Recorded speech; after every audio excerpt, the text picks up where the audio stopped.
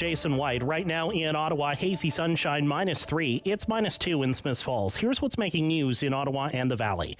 Ukrainian President Volodomyr Zelenskyy will give a historic virtual address to Parliament this morning as his country continues to try to fight off the Russian invasion. City News Parliament Hill reporter Cormac McSweeney has a preview. In defiance to the Russian invasion around him, Ukrainian President Volodomyr Zelenskyy is expected to give a message of hope that his country will be victorious. It's believed he'll thank Canada for its support, but also ask for more help, like increasing humanitarian aid and sending anti-aircraft weapons. As he's done before, he may call for a no-fly zone. But Rob Oliphant, the parliamentary secretary to Foreign Affairs, tells me NATO has already turned that down. We don't want to escalate the situation. We want to de-escalate it. But he says everything else is on the table. NDP critic Heather McPherson tells me there needs to be a better focus on helping refugees. How do we protect those humanitarian corridors? How do we help Ukrainians fleeing violence? Zelenskyy has already spoken to the British and European parliaments and will address the U.S. Congress tomorrow. Cormac McSweeney, Parliament Hill. City News Time 9:01. About half of Canadian respondents to a recent online poll say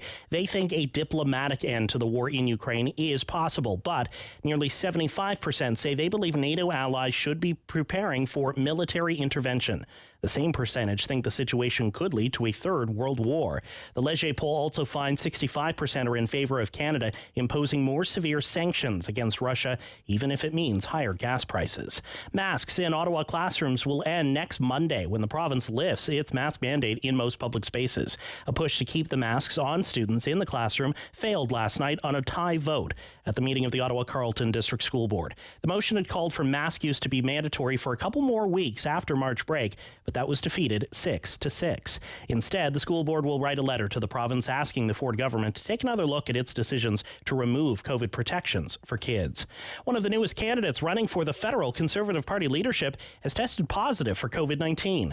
Former PC party leader and former Quebec Premier Jean Charest announced the news last night on Twitter, saying his symptoms are mild. He says his wife has tested negative. Charest launched his leadership bid in Calgary last Thursday at a room with at least 100 unmasked supporters. He says he'll be campaigning from home for the next few days as per public health guidelines until he tests negative. A day after Jerry Dias announced his sudden retirement, the union revealed it's been investigating the now former Unifor president since late January. Canada's largest private sector union says the secretary-treasurer was sent a complaint alleging Dias engaged in a breach of the union's constitution, but would not reveal details. Dias was notified of an independent investigation January 29th. He took medical leave February 6th, then decided March 11th to retire immediately, citing health issues. City News Time 9:03. Time now for a quick check of the forecast. Here's meteorologist Jill Taylor. There's still a chance of a few flurries or showers. Will climb to +3 for the high today. That's above average. The average high is about 2 degrees and all the way up to 8 degrees for the high tomorrow. It will be rather cloudy, though, a light southwest wind. Thursday, St. Patrick's Day, cloudy, some showers, mainly for the evening, quite mild. A brisk wind out of the southwest could climb to 14 degrees on Thursday. For today, the high +3. Thin cloud over Ottawa and the Valley, but still fairly bright out. -2 now in Ottawa. It's -1 in Smiths Falls. I'm Jason White. For news anytime, follow up online at ottawa.citynews.ca.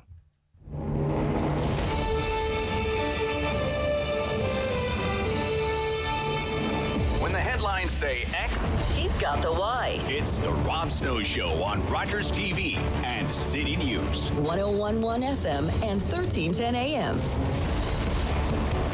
Hey, it's Tuesday, March 15th. Welcome to the Rob Snow Show. I'm Mark Day, in for Rob today, and it's shaping up to be a very busy, if not an historic day here in the nation's capital.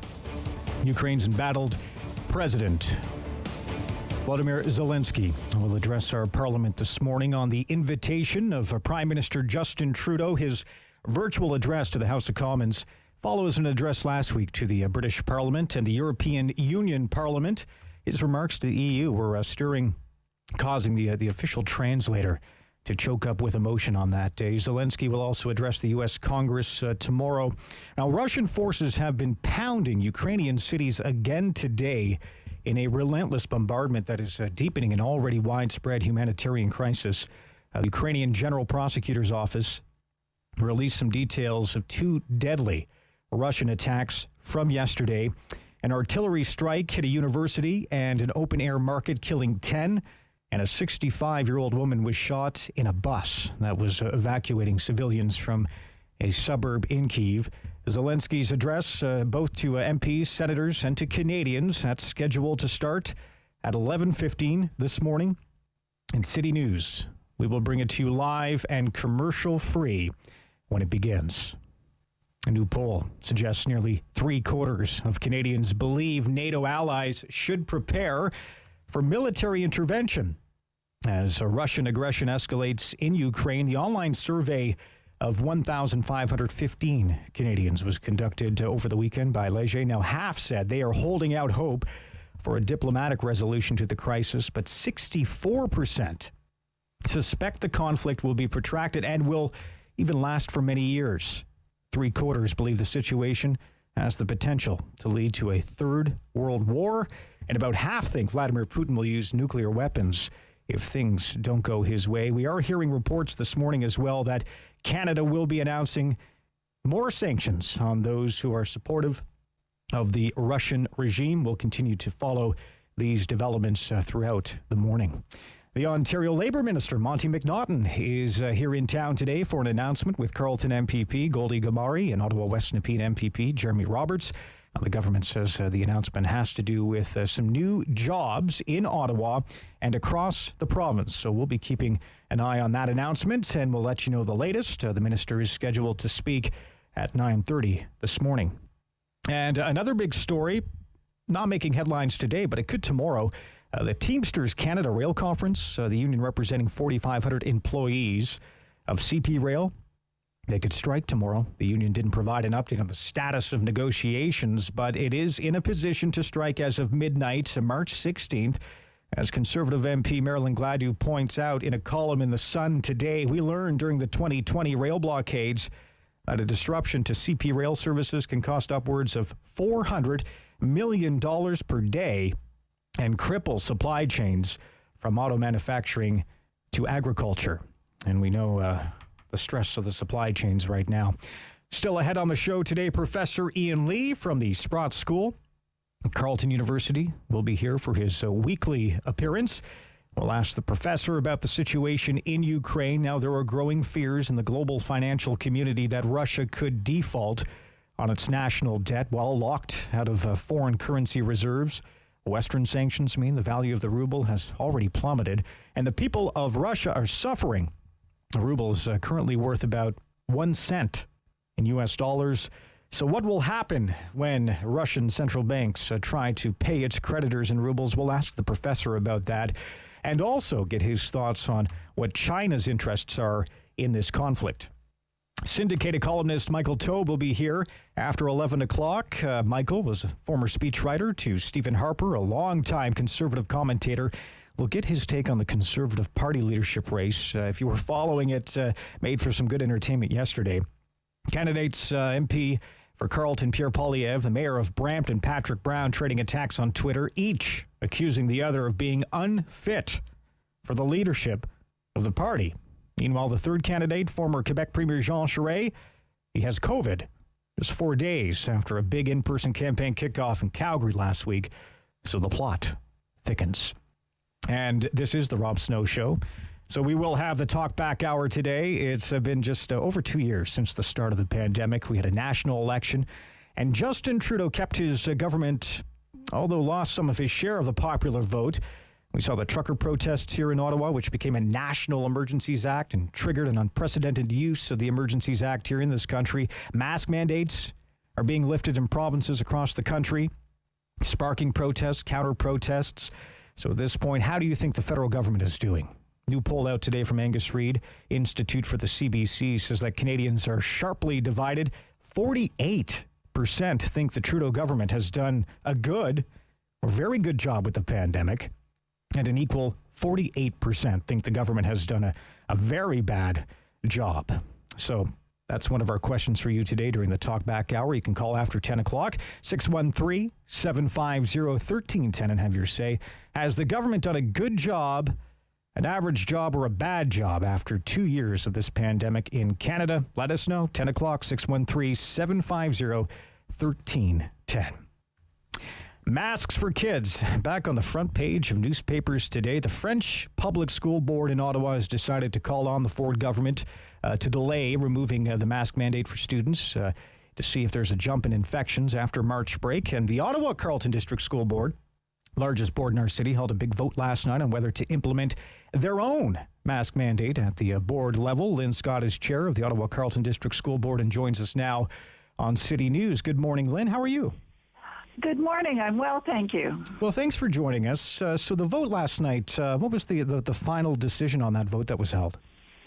The final decision was that we will not implement our own mask mandate in the OCDSD.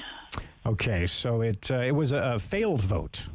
It was a tied vote, which means that it failed. And I think that mirrors the division that we hear in the community generally, and perhaps even further, more broadly across the country. What have you been hearing from the community itself when it comes to masks? Because I know we're on March break right now, and the kids are out and getting back into a kind of a post-COVID normal when it comes to traveling and hanging out with friends. So I mean, I think that is one of the main concerns, right, when school gets back into class next week. That is one of the main concerns, but let's face it, many families are still very, very scared. They may have family members who are immunocompromised or otherwise at higher risk if they get COVID, and they are really worried that this could lead to more exposure for people who are at risk of severe disease. What happens next now that you have the split vote, and as you said, that vote failed last night? What are the next steps? Well, the next steps will be, first and foremost, to write a letter to the Minister and the Chief Medical Officer of Health asking for some additional time or flexibility because really they are taking away 3 of the existing risk mitigations, cohorting and masks, and also the physical distancing at the same time. And that's a pretty big jump from our point of view because those measures have been quite effective in keeping transmission in schools to a minimum. So if they will give us a little bit of flexibility and some additional direction around how we can protect our medically fragile staff and students, that would be very helpful. And we're asking for an answer this week. How do you think the government has handled the COVID situation in schools over the last 2 years? I think there have been a number of good measures. I mean, we can always criticize and say too little, too late, or we can say too much, too soon. Opinions are very much divided, but the bottom line is that as far as schools are concerned, the measures that have been in place actually have been quite effective. You know, from just listening to public health officials over the last few days, we may, a lot of people may be thinking COVID is over and we're done with it, but COVID definitely isn't done with us, and we are seeing a 6th wave in many areas, especially after a lot of the restrictions were lifted. The mask mandates are also coming off in a lot of jurisdictions, but the thing with COVID as well is the time it takes from when you first develop it to when you get your symptoms. So I think just having that extended time after March break would be a sigh of relief for many educators and for many parents. I think that the important thing is, this is something that's going to be around with us for quite some time, and we need to be cautious in how we move forward, but at the same time, with the new directions from the province, things like masking would have been very difficult to enforce. I mean, do you suspend a student if they don't arrive at school wearing a mask, or do you deny them the ability to come to school if they won't wear a mask? The whole issue is fraught with problems around how to make sure that all of our kids are getting the education they need and the support they need and having the learning opportunities that they need. And it's not just the reading and writing, it's also the social development of students. That's a good point, and I think just the safety for those kids who decide to keep their masks on and knowing that it is a safe environment. We know what school can be like sometimes when you're young, and if a kid doesn't wear a mask and could see another kid with a mask, that's something else that has to be looked at as well. Very much so. We really want our schools to be mask-friendly environments for all of the people who are in our schools. And I hope that families, when they are making their own decisions about whether or not to send their children with masks, they will be also considering the needs of others who will be in those classrooms who may have different conditions that put them at higher risk if the people around them are not masked. Lynn, thank you so much for your time today. We really appreciate it. You're very welcome. Okay, Lynn Scott, Chair, Ottawa Carleton District School Board, split vote. The vote failed, and so instead, the board has decided to write to Education Minister Stephen Harper to urge him to review the decision to end the mandate as kids return to class next Monday. They will no longer have to wear masks in the class. The French Public Board, again, deciding to call on the Ford government to delay removing the mandate for students to see if there is a jump in infections after March break. Professor Ian Lee still to come this hour. And coming up next, a local marketing firm is looking at providing free marketing support to Ukrainian refugees looking to start over in North America. Details on that coming up on the Rob Snow Show. I'm Mark Day, in for Rob.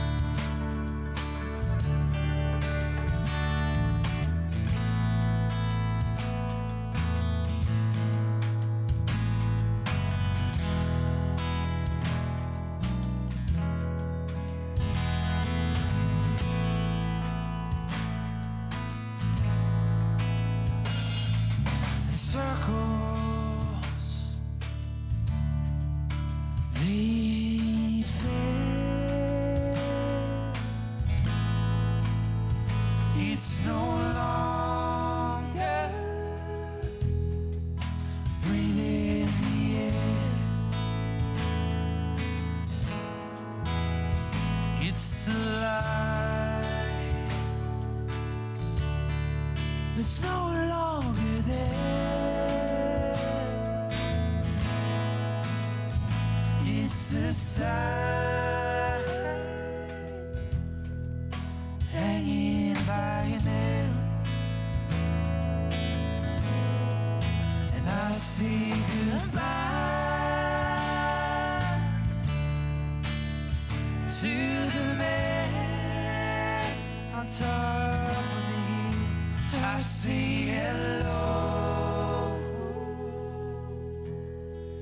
to an old soul.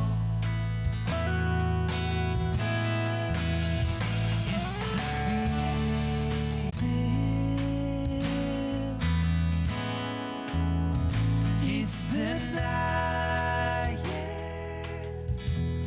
what is fake and what is real. It's the heart of letting go. It's the sun that rises from the west shore. I say goodbye to the man on top of the hill. I say hello.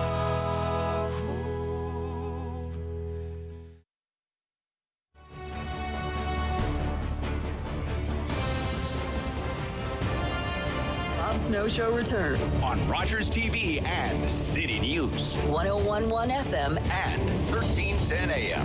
And good morning, Mark Day. In for Rob Snow. Ukraine's embattled President Zelenskyy will address our parliament coming up at 11:15 this morning. On the invitation of Prime Minister Justin Trudeau, City News, we will carry that live commercial-free when it begins. At 11:15, his virtual address to the House of Commons follows an address last week to Britain's Parliament and comes ahead of his speech tomorrow to the U.S. Congress as Russian forces, they've been pounding Ukrainian cities again today in a relentless bombardment and is deepening an already widespread humanitarian crisis. The United Nations right now estimating 2.8 million Ukrainians are now refugees, forced to flee to neighboring countries as millions of others remain as part of the resistance effort. One local marketing firm, Danger Co, will be providing some free marketing support to all Ukrainian refugees looking to start over here in North America as entrepreneurs. Jordan Danger Stalker is the founder of the company and joins us now on City News. Good morning to you, Jordan. How are you?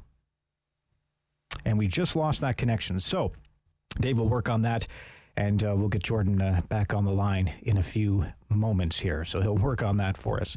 And Jordan's back. Good morning, Jordan. How are you? Good morning. Hi. Sorry about that. Live radio. That's the way it works. Thanks for taking the time to join us today. Yeah, thank you for having me. You know, the images have been very difficult to watch. Ukrainians right now are leaving behind everything. You know, they're leaving behind loved ones, their pets, their homes, and their way of life as well. When you see those images of what has been going on in that country, what goes through your mind?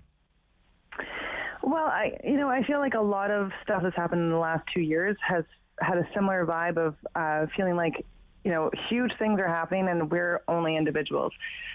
So for the most part, I've really felt just kind of disempowered. Like, how can I possibly do anything about this? I'm not a billionaire. I'm not a soldier.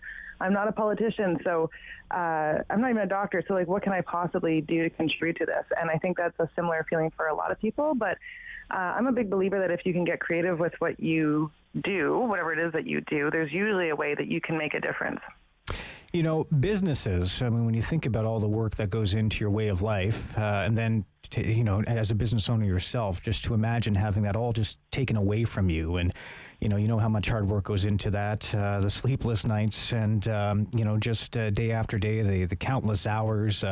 And then you have to start all over again. And for many refugees who've had businesses, to watch them, bombarded from bombs and to leave their country behind and to start over again. I mean, talk about a massive challenge. But when that entrepreneurship is within you, it's hard to start over. But again, for a lot of those business owners, that's something that they may want to do when they move here. Yeah, I think we'll see people who had businesses in the Ukraine coming over to North America and wanting to restart their businesses. I think we'll also see people coming over and looking to start a business because for the various reasons that we all are familiar with, they may not be able to move directly into their previous profession. And that's something that occurred to us. Like, one of our jobs at Danger Co is to always be sort of ahead of the trend. Like, whatever everyone else is talking about, thinking about, writing news about, we're trying to think, okay, what happens 6 or 12 or 24 months from now? And that's how you do good marketing, but it's also how you do good business. So thinking that way, we were like, okay, so we're going to have a big influx of people coming here. What are their needs? And other than, obviously, we're going to, all of us here, and I've seen amazing stuff happen with my neighbors on this, are going to make sure people are sheltered and clothed and safe. And the next step is, how do they rebuild a life? And so, and so our hope is that the Danger Co program for the Ukrainians will be effective in that. And so, you come here, new country, how you run your business in your own country might be very different. And how you market and, the style of community that you're used to. Making sure that language barriers, making sure that when you come here, you have the support you need to start off on the right foot, get rolling really well. And that's really what we want to make sure we do with people coming who might want to start a business.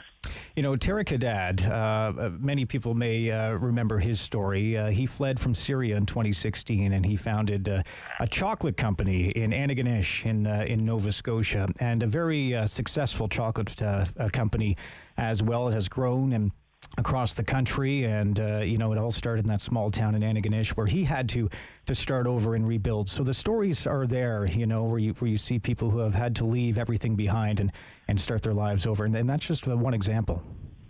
Mm-hmm. And I think we'll see lots of great stories like that. I think the key will be, it's an interesting time to be starting a business. The pandemic took out a lot of small business. So that doesn't really bode well. However, if we are in the recovery period with that, then now there is opportunity because there's open storefronts, right? And there's gaps in the marketplace now from businesses that did close down. So it is possible that this could be a really great time to start a small business. Yeah, it may take some time for so many people to get on their feet, but knowing that there are programs in place to help, I know will be much needed. How do you look at reaching some of these people when they come here? That's a great question. So right now I'm working through a lot of my networks. I'm part of different women's business networks, et cetera, and community networks, and doing a lot of social media outreach, making sure people know about it. Interviews like this are really helpful. Anyone can reach out to us and let us know, if not for themselves, if they have someone that they know is coming to stay and they know that they're going to want to start over. Anyone can reach out and let me know that, and then we can get to work on it. And essentially what we'll do is we'll begin with marketing coaching sessions, and we'll say, okay, where are you with your plan? What do you need to do next? We always try and connect people with the other skills that you might need. We can help them find like a bookkeeper or stuff like that. And then I approach my team and I say, okay, who has time that they can give to say like help with branding or design, help with copywriting, whatever it is that needs to happen. And then we can put the pieces together. And the great thing is we did the same campaign concept at the start of the pandemic for all business owners. And we had about a dozen reach out and ask for help, all different sizes of businesses that otherwise wouldn't have gone to a marketing agency for help because they just, at that point, if you couldn't spend more money right now. And we helped them. And what was cool was a lot of people came up from the community that hadn't ever worked with Danger Co before, talent that I hadn't gotten to work with, who said, hey, listen, I love this project. So if you need a copywriter or a developer, let me know. And I'm expecting to see that again. Excellent. Thanks for taking the time today to join us, and maybe we'll touch base again in the future. That's great. Thank you so much, Mark. Okay, Jordan. Have a great day. That is Jordan, Danger Stalker, founder of Danger Co. marketing firm, an Ottawa marketing firm that will provide free marketing support to all Ukrainian refugees looking to start over in North America as entrepreneurs. Coming up on the show next, I look forward to this segment each and every week with Rob. The professor, Ian Lee, from the Sprott School at Carleton University, will be here for his weekly appearance right here on City News.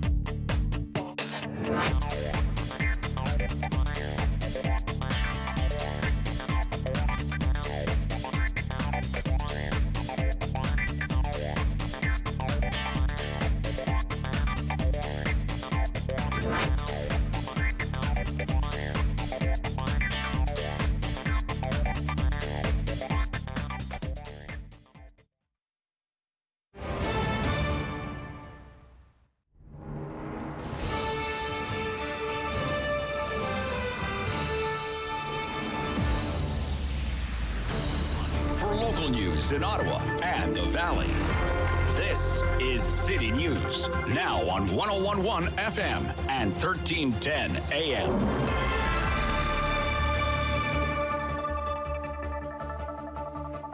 Ottawa, it is mostly cloudy and -2, -1 in Smiths Falls. Here's what's making news this hour. Ukraine's president will deliver a historic address virtually to Parliament later this morning. He is expected to thank Canada in his virtual speech, but ask for more help. We'll carry the speech live here on City News around 11:15 this morning. Ottawa's largest school board will not require masks after the province ends its mask mandate next Monday. An attempt at the Ottawa Carleton District School Board's meeting last night to have its own mask mandate failed in a tie vote. Ontario's police watchdog is investigating the death of a man in Hawkesbury. OPP were called to a home on LaBrosse Street early yesterday morning where the 26-year-old was found in medical distress. He was pronounced dead in hospital. The SIU investigates any time someone is killed, injured, or alleges sexual assault in an interaction with the police. Ottawa Tourism is trying to lure more visitors downtown after the effects of the pandemic and the occupation took a steep toll on local businesses. From now until the end of the month, an Ottawa Tourism promotion saves $200 for people booking a 2-night stay with a participating hotel. Those people can also claim the Ontario Staycation Tax Credit on next year's tax return. City News Time, 9:31. Right now, it is mostly cloudy and -3. I'm Jason White. For News Anytime, follow up online at ottawa.citynews.ca. He's the opinionated Ottawa icon. The Rob Snow Show returns on Rogers TV and City News. 101.1 FM and 1310 AM. And welcome back to the program. Mark Day in for Rob Snow on this Tuesday. Nice to have you here. Ukrainian President Zelenskyy scheduled to make a virtual address to our parliament coming up just after 11:15 this morning. We'll carry that live, and he'll be live from wherever he is sheltering in his embattled country's capital area today. The Prime Minister, Speakers of the House and the Senate, and the 4 opposition leaders will deliver speeches about the war in Ukraine as well. Ian Lee, professor, Sprott School of Business at Carleton University, joins us now for a weekly look, Canadian economics, and a weekly segment. Glad to have you on the program this morning. Good morning, Professor Lee. How are you? I'm doing very well, thanks, Mark. Well, thanks for joining us. As I was just saying, a very big speech coming up today. Canada has been home to other historic speeches, of course. United Kingdom Prime Minister Winston Churchill, he delivered an electrifying address to the House of Commons in 1941, just weeks after Pearl Harbor. In 1990, Nelson Mandela, also, just freed from prison after 27 years, appeared in Parliament. But despite, our long history of hosting foreign leaders in Parliament, Zelenskyy will be the first to deliver his address virtually. Yes, and it's going to be really an extraordinary speech, I think, because he has risen to the occasion. Sometimes this happens in crises of this world historical proportion. I mean, we haven't seen something like this since the end of since the Second World War, 70 years ago, and in Europe, where a very, very large country invaded a very peaceful democratic country. I mean, it's just unprecedented. And he's blowing up buildings and killing civilians and killing pregnant women and bombing children's hospitals. I mean, it's almost unthinkable. It's surreal watching it. You almost say, is this really happening, or is this just some really bad movie? But it's real, and so it's going to be. I'm really happy that pleased, not happy is the wrong word. Pleased that he's appearing before the Canadian House of Commons virtually, and he's also appearing before the U.S. Congress, and he already appeared before the British House of Commons. So this will raise his profile and enhance and further demonstrate the solidarity of the world community against Putin. We are hearing that Canada will announce as well some more sanctions against those who have been supportive of the Russian regime, and growing fears, in the global financial community that Russia could default on its national debt. I mean, while locked out of foreign currency reserves. What happens if Russia defaults on its debt? I'm going to answer that, but let me just give a context. I like to put some, big picture numbers. Russia, prior to the invasion, before the ruble started to collapse, was the 11th largest economy in the world, about 1.5 trillion GDP. I mentioned the ruble collapsing because normally the World Bank and the IMF and the United Nations and so forth take the GDP of a country in the local currency, and then they convert it at the prevailing exchange rate to express it in U.S. dollars so that you can compare countries across the world. So you're comparing apples to apples, U.S. dollars to U.S. dollars and so forth. But even before the currency collapsed by about 50%, Russia was only, even though it's very large geographically, it's got 6,000 roughly nuclear warheads, it is smaller than Canada's GDP. Even though it's almost 4 times the population, we're about 2 trillion. It's 1.5 trillion. It's smaller than the GDP of the state of Texas. It's smaller than the GDP of the South Korea, just to put a context. Secondly, we're talking about Russia now. We're talking about $150 billion in debt. Sounds like a lot of money, and it is. I'm not trying to trivialize it. But again, it's always useful to compare things. World GDP is 85 trillion U.S. dollars. World, that's all the countries of the world. So when you put it in that sense, 150 billion as a percentage of 85 trillion is very tiny. Now, to the people who are going to lose their money, their investments, that bought Russian bonds, well, it's not going to be fun at all. Now, it's distributed. It's not just one entity of Russia. It's Gazprom and various Russian state-owned enterprises, what we call crown corporations in Canada, have borrowed extensively. But in aggregate, it's about 150 billion. And so who bought those debts? Well, pension funds, some banks have lent money, wealthy investors. So it's distributed. It's not one country or one company that has bought this. Pension funds have bought it. Hedge funds have bought debt from Russian corporations that are government owned. And so it's going to be spread out, if you will, over multiple companies. But again, that doesn't help you if you're going to write it off. So what happens when a private for-profit company like a bank or a hedge fund writes off a loan? Well, it's like any bank that writes off a loan charges it off to bad debt. You write it off your income, off your earnings.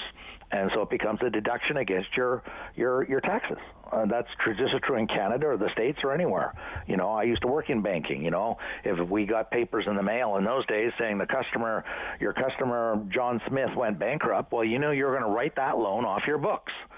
And you write it off your books and you deduct it from your earnings for that year. Well, writ large, with this money we're talking about, these companies will write off these loans, assuming that this war, this invasion doesn't end soon and that there isn't any kind of a reconciliation with Russia, and I don't see any signs of that whatsoever, then Russia's certainly not going to pay it, and so no lender can invade another country, so you write it off, and that's exactly what you're going to do. You're going to take a haircut, to use the slang phrase in international finance.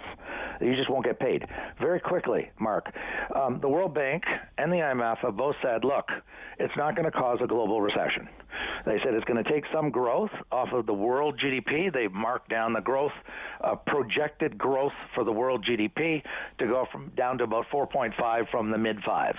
So yes, it's going to bring down some growth.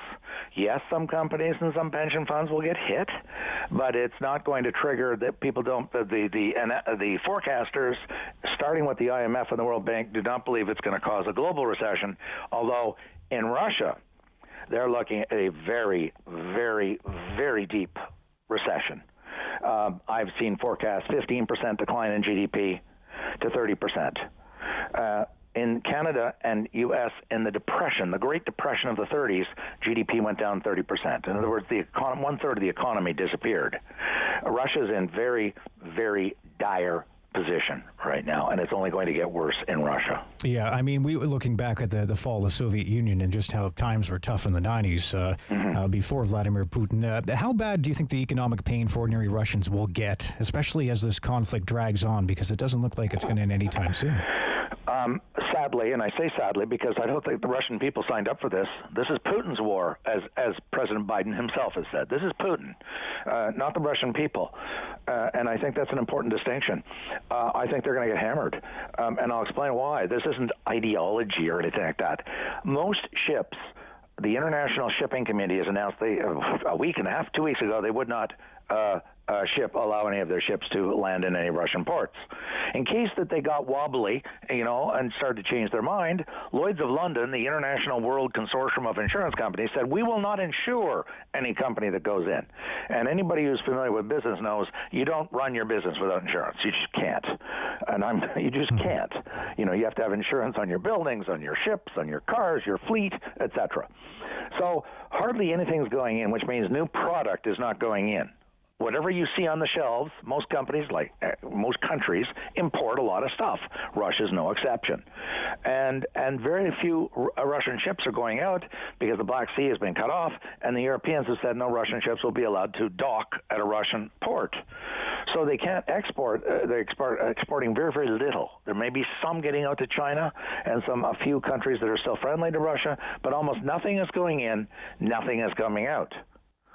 And on top of that, the central bank's been sanctioned, and there's all kinds of Russian companies that have been sanctioned, including Russian banks, which means they can't pay their suppliers even if they could get product. So what this means is that there's going to be shortages. I'm sure there's shortages now as we speak. If product can't get in, the stores are going to start running out of stuff. And so I think there could be, at the extreme case, you could see some very, very serious deprivation in 2, 3, 4 weeks. I spoke to one person who's a very senior executive in the grocery business, and he said, now he's talking Canada, but it's not that different in this respect. I said, what's your average inventory on hand in the grocery business in Canada? He said, about 30 days. 30 days. You don't store a year of food. Food can't store for a year. A lot of food will go bad. So you have about 30 days. That's everything. That's perishable and food in cans, frozen food, etc. But on average, it's about 30 days of inventory. Okay, and Russia imports a lot of food just like Canada because you can't grow cucumbers and strawberries and tomatoes in a snowbank in January in Moscow. It's way too cold. So my point is, I think there's going to be unbelievable deprivation and suffering in Russia for ordinary people, not the elites, but for ordinary people in the next 2, 3, 4 weeks as the stores and the supply chains run out of all their stuff, their product, their inventory in warehouses and throughout the supply chains across the country. They're going to run it down. It's going to be consumed, used up. And then there's going to be unbelievable shortages. And it's going to get very, very grim, very, very tough, very, very difficult. Looking at the challenges with energy, I mean, the Russian invasion has had an impact on many commodities, from oil to wheat, but there's also that ripple effect, and maybe even the most substantial for the coal industry. I was reading today there's just not enough to go around, and I mean, it's causing some worries right around the globe. Yes. You're absolutely right. I'm not trying to suggest this is all going to fall. It's going to fall. Obviously, the Ukrainians are they're getting slaughtered. Mm-hmm. They're getting murdered. Large numbers. So let's put that right up there. They're the ones who are suffering more than anybody else on planet Earth. And they're suffering horribly. The Russians are going to take, consumers, ordinary people are going to take a huge hit. Is the rest of the world going to suffer? Well, of course we are. Not nothing compared to what the Ukrainians are suffering. Let's be very clear. We're suffering through higher, if you should use the word suffering, but we're experiencing the consequences of higher oil prices. And we're going to see food shortages because Russia and Ukraine are about approximately a third of the total wheat exports in the world. Wheat is, of course, a staple food around the world. It produces bread and bread-like, type products. And so there's going to be the fact that, and then you just mentioned the energy, the coal. Russia is the third largest producer of oil in the world after the U.S., and Saudi Arabia. They're also, I think they're third in the world for natural gas. They're certainly one of the top 3 or 4. And coal. People don't realize it, but they have huge coal deposits. And they export coal. And there's still lots of countries, not Canada, but there's lots. I mean, we use tiny amounts of coal now. But there's countries around the world. India is a very large user of coal. So is China. Largest user in the world of coal is China. South Korea is a heavy user of coal. So is Japan. So the point is that it's going to affect. It has affected coal prices, and energy writ large is a fundamental input to transportation sector and to agriculture. Agriculture is energy intensive everywhere in the world. It takes a lot of energy to create food, to grow it or to raise the animals, and send them off to the meat processing plants and so on. Just quick metric. In Canada, GDP, agriculture is only about 2% of GDP, so it's very small in the totality of things, even though it's very important. But agriculture uses 10% of the totality of all energy used by all Canadians. Agriculture it's only 2%, but it consumes 10%. That shows you how energy intensive agriculture is, from the tractors, to the planting of the crops, to the barns, to the shipping it off to the food processing plants, and then eventually in the trucks down to the grocery stores. Very energy intensive. So we're going to see we're going to see shortages of food most likely, and we're going to see higher prices for food caused by the rapid increase in oil and coal used in other countries. I want to talk about China's interests, but we'll take a quick break. We'll come back and discuss that, and we'll move into the conservative leadership race as well. Get your thoughts on that. Professor Ian Lee joins us on the Rob Snow Show. I'm Mark Day, and we'll be back in just a moment.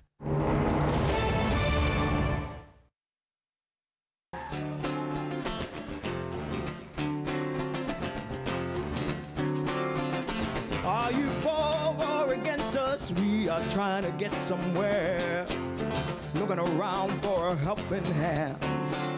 We're doing our best to keep it steady, stop it falling down around us. Armed around each other's shoulders, we go everywhere. Are you in? Are you out? Are you in? Are you out? Are you in? Are you out? Do you care to dance about and shout? John Jack and the boys being a band on a one-night stand. We'll be dancing in the floodlight. Second to none, not even on a bad night.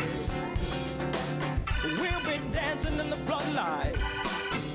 Second to none, not even on a bad night. We'll succeed where others failed and stay together many years and watch us take the world by storm. Are you in? Are you out? Do you care to dance about and shout? Don Jack and the boys being a band on a one-night stand. We'll be dancing in the floodlight. Second to none, not even on a bad night.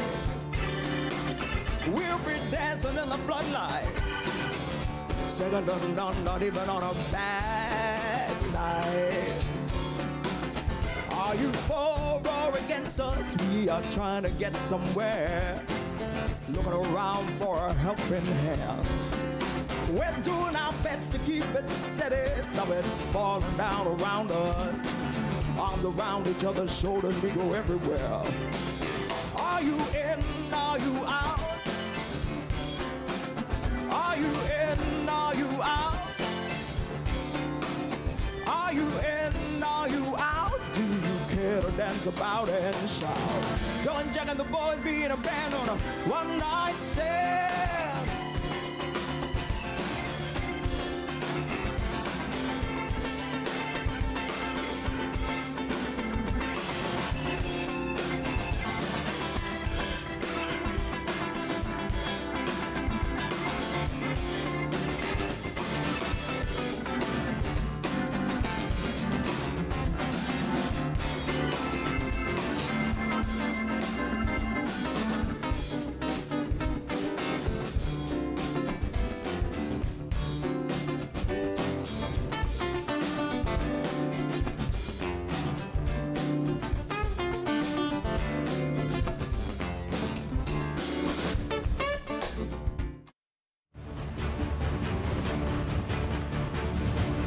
Strong opinions. Rob Snow Show returns on Rogers TV and City News. 101.1 FM and 1310 AM. Mark Day in for Rob Snow. Welcome back to the program. Professor Ian Lee, Sprott School of Business at Carleton University, joins us for our weekly segment. Professor Lee, I wanted to get your take on China's interests. I know we heard earlier, I think maybe it was last week, that the U.S. were reporting that China may be, speaking with Russia. Russia was asking for some military aid. That was a story that came out of the Pentagon. In the context of the Ukraine conflict, either economically or in terms of influence and power, military. Let's talk a little bit about China's interests. Right. That's an excellent question. I've been reading on this because, I've been teaching in China for 25 years, since 1997, once a year on an MBA. And so, and it's a wonderful country. Even though I don't agree with the leadership at the top whatsoever, it's one of the oldest civilizations in the world, over 5,000 years old. Some say it's 10,000 years old, with an extraordinary history. But to your point, and there's been a lot of really good analyses in the New York Times, including one this morning, like, what is China up to? What are they trying to pull off? And from everything I've read, and I don't mean one, I've read quite a few articles on this by some serious, seasoned foreign policy analysts and former ambassadors and that sort of thing. And it appears increasingly that there is confusion at the senior level of the Chinese leadership. Confusion meaning they're not sure. That's why they've been so hesitant. On the one hand, yes, Russia's their ally. On the other hand, they don't want to burn their bridges because most of China's trade is with Europe and North America. Well, that's obvious. I say obvious because if you look at the GDP, I keep talking about that. U.S. is 22, 23 trillion. European Union is about 22 trillion. The West, if you throw in Japan, Canada, South Korea, and other related Western countries, is over 50 trillion. So, Al Capone was once asked why he robbed banks. He said, well, that's where the money is. Well, why does China trade with the West way, way, way more than with Russia? Well, because we're way, way, way bigger. The markets are way larger. They're way deeper. Russia's only 1.5 trillion. And so while they may be politically in alignment as authoritarian states, both of them, their bread is buttered by the West. And China's bread is buttered by the West. That is to say, they have risen up dramatically in an extraordinary way since the early 90s. And they've gone from an unbelievably poor country at the bottom of the International Community of Nations to a very prosperous middle-income country. And they did that through their relationships with the West, not with Russia. And so they're conflicted. On the one hand, there's this, from everything I've read, the reporting is China says, well, there's a new world order that's being born, they believe. Not me, they believe. And they believe that China is going to be the beneficiary eventually over the next 10, 20, 30, 50, 100 years, that they're going to become the world leader like the U.S. is today. The hegemon is the phrase. In other words, the dominant country in the world. And so they figure anything that takes the West down a notch or 2 or 5 or 10 is good for China.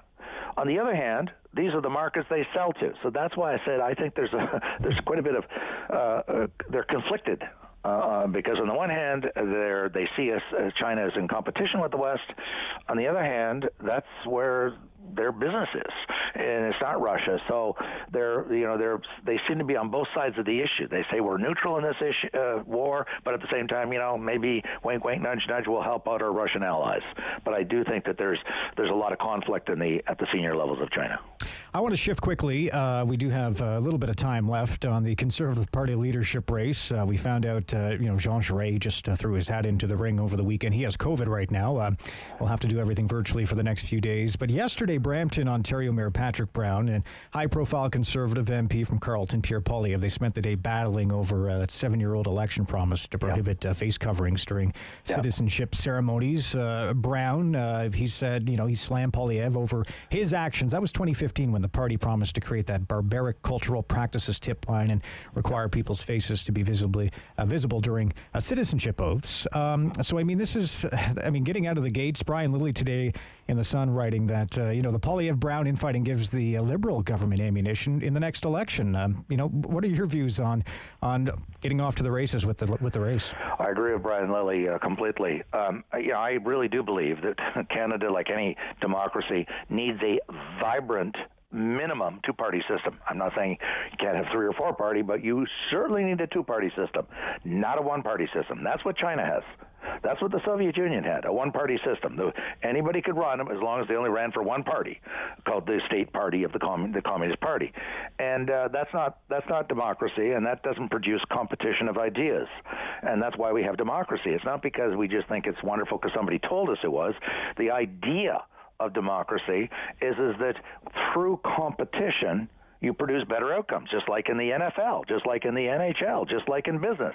When you have vigorous competition, the idea, the belief is that better outcomes come out of it. You know, the wisdom of crowds and all that stuff.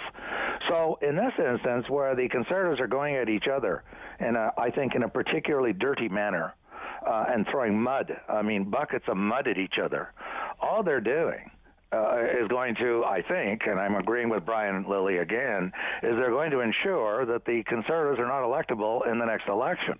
And if they want to create a de facto one-party state, well, they're doing a good job, both Pierre Poilievre and Patrick Brown. And so, I don't see why they can't talk about the future instead of the past. Why aren't they talking about their different visions for the future, for policies for Canada?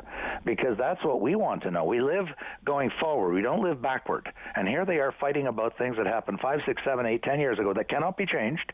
It's now history. It's gone. And they're not even talking about the future. And yet they claim to be running because they have ideas for the future, and yet they're refusing to talk about them. So something has gone wrong with both of these candidates.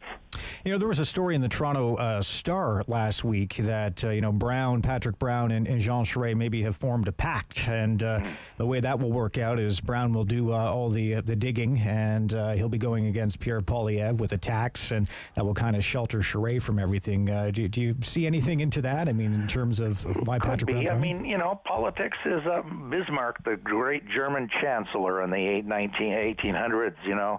He said, for those who like politics and sausage, you should not watch it being made, because it kind of turns you off.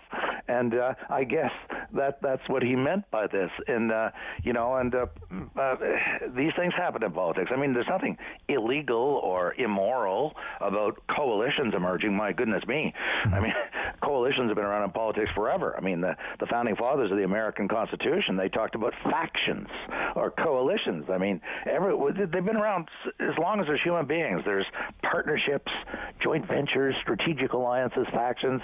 And so if they want to do, ally with each other, align with each other because they hold similar positions and similar values, well, that to me is perfectly legitimate. Just like Pierre Poilievre can develop alliances with people on the more conservative side of the spectrum that share his views.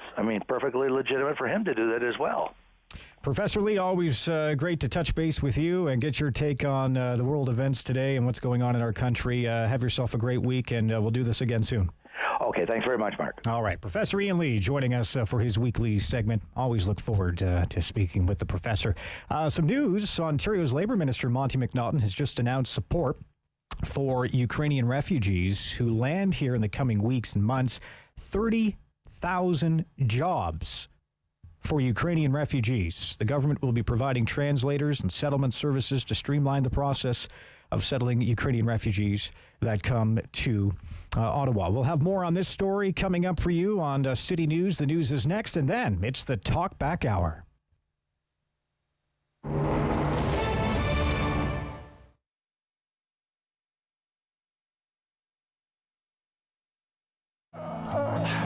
There we go.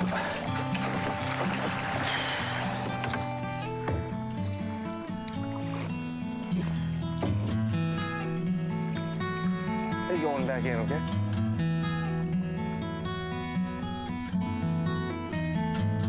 It's a new season of The New Fly Fisher on Rogers TV.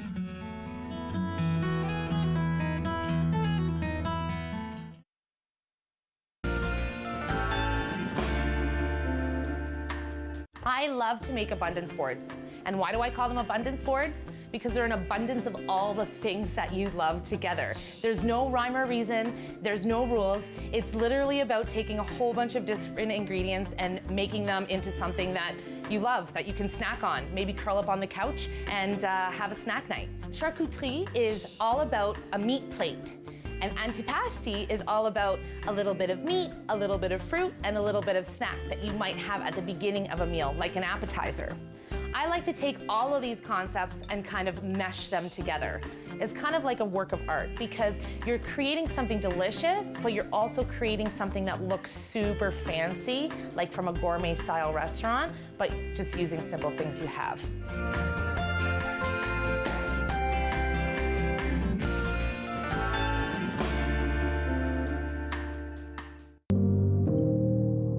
Ottawa is a very political city, and it's not just political with the people in Parliament. You got street politics, you got business politics, you got basketball politics, and if you don't know how to navigate the systems, you get left behind.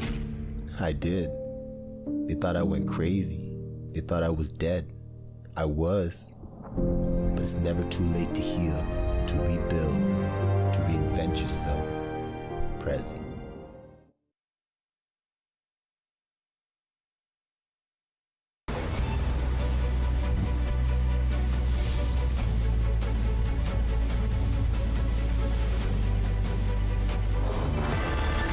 One for local news in Ottawa and the Valley.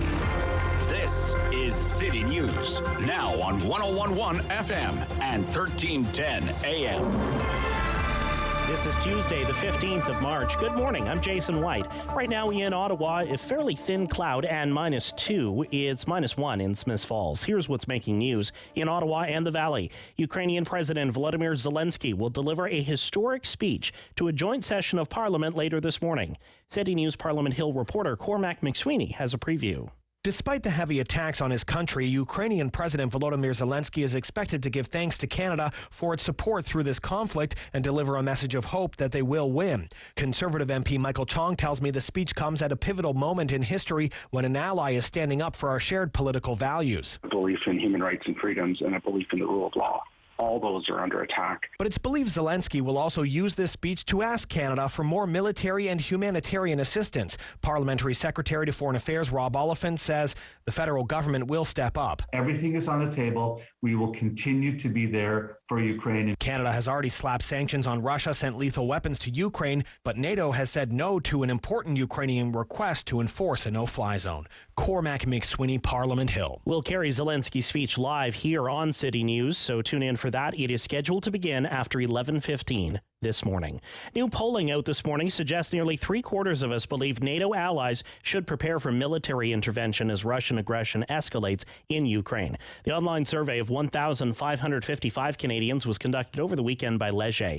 Half of respondents said they hold out hope for a diplomatic resolution, but 64% suspect the conflict will be protracted and will last many years. 3/4 believe the situation has the potential to lead to a third world war, and about half think Vladimir Putin will use nuclear weapons if things don't go his way. No more mandatory masks in Ottawa classrooms next week as the province lifts its mask mandate in most public places on Monday. A tie vote last night means a motion to extend masking in classrooms failed at the Ottawa Carleton District School Board meeting. But the board's chair, Lynn Scott, tells City News she'll write to the province and the Chief Medical Officer of Health. Asking for some additional time or flexibility because really they are taking away 3 of the existing risk mitigations, cohorting and masks and physical distancing at the same time. She hopes to get an answer from the provincial government this week. A local MPP has come out of the closet. In an op-ed this morning in the Ottawa Citizen, Ottawa West Nepean's Jeremy Roberts publicly acknowledges he is gay. He described the fear of living in the closet, worrying that it would one day come out and stop him from pursuing a career in politics. He says the confidence to come out now is thanks in part to meeting his partner 2 years ago. He urges others struggling with whether to come out to not be frightened and says that he hopes his coming out will have a positive effect on others. Time now for a check on the forecast. Here's meteorologist Jill Taylor. Temperatures above average for us today. The high near 3 degrees, -3 for the low, and for tomorrow all the way up to +8. The average high is about 2. The average low is about -7. Thursday we could hit 14 degrees for the high around Ottawa, the Valley, and Smiths Falls. We will get back into some wet weather, especially for Thursday night with those showers, mainly for the evening and that brisk wind out of the southwest with those mild temperatures. For today, the high, 3. Right now, mostly cloudy and 0 in Ottawa. It's -1 now in Smiths Falls. I'm Jason White. For news anytime, follow up online at ottawa.citynews.ca. Talk back. Hello. On the Rob Snow Show. The phone lines are open at 613-750-1310. Now, the Rob Snow Show continues. And welcome back. The Talk Back Hour, 613-750-1310. You know the number. We have a lot to get to today. And, of course, Ukraine's embattled President Zelenskyy will be addressing our parliament this morning on the invitation of Prime Minister Justin Trudeau. His virtual address to the House of Commons follows an address last week at the British Parliament, also the EU Parliament. And tomorrow, he will address the U.S. Congress. So that will get underway at about 11:15 this morning. And City News, we will bring that to you live and commercial-free when it begins. And as Jason was just mentioning, a new poll suggesting nearly 3/4 of Canadians believe NATO allies should prepare for military intervention as Russian aggression escalates in Ukraine. Even as half hold out hope for a diplomatic resolution. It was the online survey of about 1,515 Canadians and 1,000 Americans. It was conducted by Leger last week, and the survey cannot be assigned a margin of error because internet-based polls, of course, are not considered truly random samples, but NATO has signaled its solidarity with Ukraine in the form of supplies, weapons, sanctions since the early days of Russia's latest incursion into its territory, but has not deployed troops for combat. And this comes as well as NATO is conducting some exercises very close to the Russian border in Lithuania, as well as Poland. About 30,000 troops taking part in those military exercises as of right now. Now, 49% of Canadians still believe a diplomatic end to the war is possible. 65% of Canadians say government should impose more severe sanctions against Russia, even if it means higher gas prices. 62% agreed the sanctions mainly hurt the Russian people, not President Vladimir Putin directly. And 35% believe economic sanctions will actually convince Putin to back down. So, do you think Canada's ready for another conflict abroad? The Prime Minister so far has not condemned directly on Canada's defense spending. He hasn't commented on that. Should Canada copy Germany and boost military spending in response to the threat from Russia? We heard yesterday, F-35s. And German military moving ahead. They're going to purchase those planes. I know Canada's been holding off in terms of replacing our CF-18s. Are you concerned about Canada getting pulled in to another war abroad? And do you believe Putin will continue escalation regardless of economic sanctions? Just some of the questions we're asking today when it comes to this new poll out. Are we going to have a third world war? 613-750-1310. Also, we can chat about this. It's been over 2 years since the start of the pandemic. We had a national election, and Justin Trudeau kept his government, although lost some of his share of the popular vote. We saw the trucker protests downtown. That became a National Emergencies Act, triggered unprecedented use of the Emergencies Act. Mask mandates are being lifted in provinces right across this country, sparking protest and counter-protests. So at this point, how do you think your federal government is doing?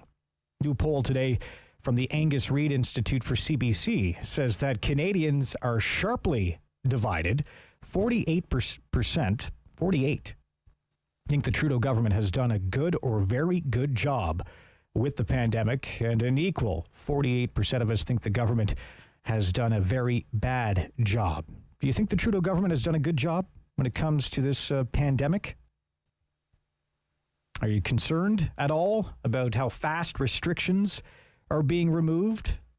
And how well do you think the Trudeau government has done during the pandemic? And also, what about the Ford government? A lot of those provincial restrictions, mask mandates, all fall under the Ford government's jurisdiction. What pandemic behaviors, like sanitizing and masking, will you continue to do after it's not mandatory anymore? And if the government says we have to bring back capacity restrictions and we have to close down movie theaters and restaurants again, would you tolerate that? You know, it seems like COVID has been put on the back burner for the last few weeks as the war in Ukraine intensifies with Russia. But we're already hearing stories coming out of China, locking down about 24 million people in the last few days because of this subvariant of Omicron is now starting to spread in China. So the lockdowns are beginning there again. We have epidemiologists who are saying we're going into a sixth wave here in Canada, especially with the restrictions being removed, with the mask mandates ending in most provinces across this country. Kids are on March break. They'll be coming back next week. No masks in class. And, the Ottawa Carleton District School Board, they held a vote last night as well, discussing whether or not to keep masks on.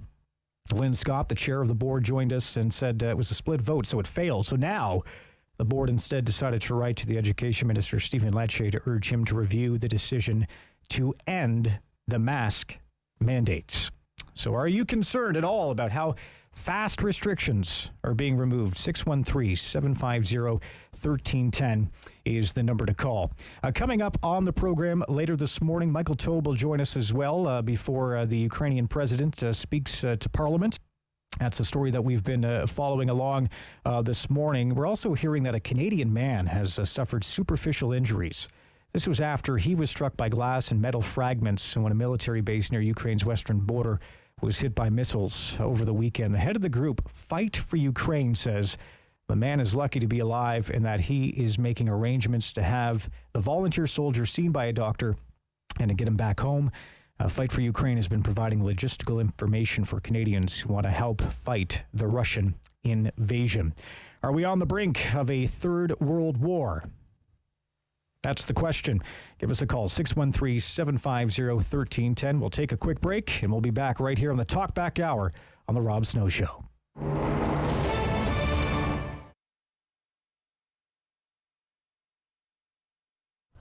The food cupboard started about 25 years ago. Again, it was a very small operation in the basement of a church. And we have been expanding to the point where we needed to have a new facility. So in discussion with the city of Ottawa and Jan Harder, the local representative here, we came to this location, which is about 2,000 square feet, located in the Walter Baker Center. We've been here for about 2 years, and it is much better. It gives us a much broader opportunity to serve our clients better. It's a fairly affluent community in Barrhaven, so you wouldn't think that people would really need to have a food bank or a food cupboard.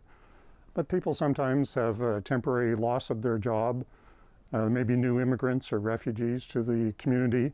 Maybe there's been an injury in the family or something like a pandemic that causes people to run short of food during their monthly requirements. So we offer any clients who come and live in our catchment area the opportunity to pick up an order of food every 3 or 4 weeks. The need varies from time to time. We have expanded our offering to include quite a few perishables, eggs, milk, cheese, yogurt, vegetables, fruit. But people I think know that we need cans of beans and stuff as well too. One thing that we're consistently short of sometimes is personal hygiene products. You go to the grocery store, you buy your toothpaste and you buy your deodorant and shampoo there. People don't automatically think that to donate those kinds of things to a food cupboard. So we end up buying quite a few of those things from time to time.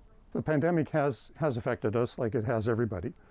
Initially, we had to stop the grocery store food donations so that we didn't have any risk of contamination and to have a significant number of volunteer work to be done in our facility. We have a storefront, so it's like a mini grocery store where you take a cart and you go around and pick out the things that you want. That doesn't work during the pandemic to maintain social distancing and so on. So what we have now is our clients can come in one at a time, they make an appointment, they stand behind a line, and they direct our volunteer to, I'd like Kellogg's cornflakes rather than Harvest Crunch, to pick the food that they would like off the shelves according to the allocation, depending on the size of their family. And then they take it out, load it into their vehicle or whatever, bring back the cart, we disinfect everything, and prepare for the next client. We are very blessed here in Barrhaven. We're a totally volunteer organization. So if you give a dollar to us, it goes to purchasing food or to provide some service to our clients.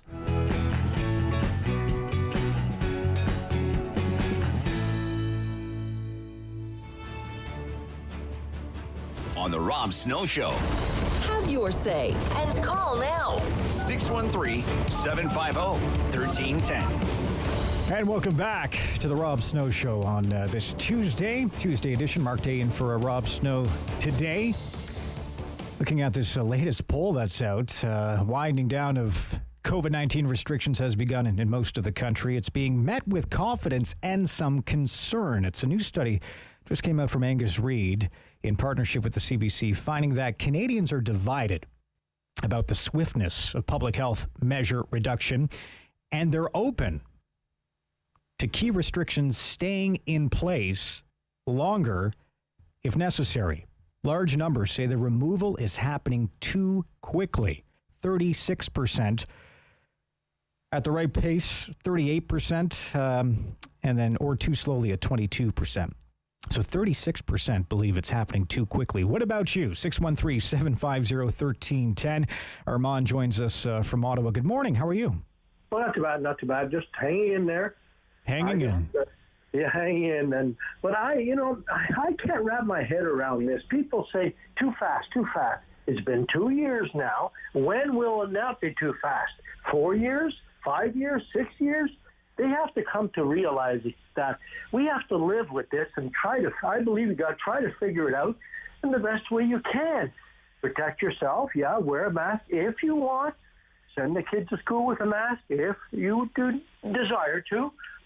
But there has to come to a point where people have to say, this has to end somehow. Right now it's just, they're all up in arms about everything. So what, another 2 weeks? And then what? Oh, another 2 weeks? We went through all that stuff. Remember when they said just for 2 weeks? And then ended up being 2 years. So we have to come to terms with that. That's my take. Yeah, I mean, when you see around the world, I mean, especially to our neighbors to the south, and most of the restrictions have been off for months and months. I mean, when you see pro ball football games with 90,000 people in the stands, and just getting to the point now where we're able to open up capacity, I know in Quebec as well. But for you, I mean, it's from how you stated it, it's time to just live with this and get on with our lives. Exactly, and start. It's more productive if you start working with it than you start fighting about it like we're doing now. I'm against you, you're against that person. That's not productive. Productive is let's work together. All right, Armand, thanks for your call today. Appreciate it. Okay, no problem. All right, Mike in Ottawa joins us now on the Talkback Hour. Good morning, Mike. Yes, hey, how you doing? I'm good. So where do you fit in all of this? I mean, looking at the latest poll that came out, there's a large percentage who believe that we're moving too quickly when it comes to key restrictions. Do you think we'd be speaking about this so far into this pandemic? No, I think we're moving much too slowly. I think Trudeau's done a horrible job actually managing this pandemic. Again, his divisive rhetoric. Not following the science. Like, I don't know why. Correct me if I'm wrong, but I think Canada is the only country in the world right now banning unvaccinated persons from flying out of the country. Where's the science with that? And why isn't this being addressed? Like for those people. And again, I'm speaking as a fully vaccinated person, and just. I just don't understand that at all. We're seeing it in the UK. I mean, they just announced they will be removing those restrictions for flights in and out of the United Kingdom. And again, Canada, very slow when it comes to that take, especially even when you're getting on a train. You still have to provide that information. I just don't understand that. Like, why the need for that? And then also, like him not removing the carbon tax coming April 1st. Like, Canadians are struggling right now with gas, and there's no mention of that whatsoever. Like, this needs to go. The inflation's out of control, and I mean, it's crushing the middle class and the lower class for that matter. Yeah. Thanks, Mike. Appreciate your call today. Thank you. All right. 613-750-1310. 613-750-1310. Are you concerned at all about how fast restrictions are being removed? In a latest Angus Reid poll with the CBC, they're finding many of us are divided about the swiftness of public health measure reduction. And this comes on the heels of more stories coming out of China over the last couple of days now. 24 million people are now under lockdown in China because of this variant of the Omicron that is spreading very quickly in China. So that's news that has been making the airwaves over the last few days, kind of on the back burner, COVID, when it comes to what's been going on in the Ukraine and with Russia and with NATO. Joining us now is Andrew from Gloucester on the Rob Snow Show. It's a Talkback Hour. Hi, Andrew. How are you? Not too bad, thank you. So, we're talking about, what's been going on in Ukraine and, looking at, where Canada lies. Do we believe NATO allies should prepare for military intervention as Russia aggression escalates in Ukraine? Where do you sit on all this when it comes to this latest war in Europe? Well, you know what? I think we are coming very close to the eve of destruction. We have the power, and if we want to do it and destroy the whole world with a nuclear bomb, the bombs are stronger than the ones dropped on Japan. I mean, it's a no-win situation. It's a scare tactic, and whether Putin is a little crazy enough to go far enough and accidentally push the button, then there's no running away. At the end of the story is the earth is finished and everybody's in the grave, and it's nuclear. It could happen, but with Putin, more than likely, on his bad days, it just might happen. Andrew, when you lived through the Cold War and, following, the World War II and the history with the Soviet Union and, now with the Russians and Putin, and looking back at the relationship with the rest of the world, concerning time for many, because now, when you think of military infrastructure and technology, it's a lot more destructive today than it was, let's say 30 years ago. Much more. The killing power is almost, tripled. I mean, overkill, annihilation, control, power at the end of a gun. It never works. Dictators have fallen. Stalin didn't win in Russia. We have all these dictators with their lies. Eventually, they go nowhere because people get tired of being dictated to. You know what I mean? Yeah. Andrew, thanks for your call today. Appreciate it. You're welcome. All right. 10:21. It's a Talkback Hour on City News, and taking your calls today on some key questions. Do you think Canada's ready for another conflict abroad? Now, the Prime Minister so far has not commented directly on Canada's defense spending. Should we copy Germany? Should we boost our military spending in response to what's been going on in Russia? And are you concerned about Canada getting pulled into another war abroad? 613-750-1310. The Prime Minister fitting into a couple of our questions today when it comes to COVID as well.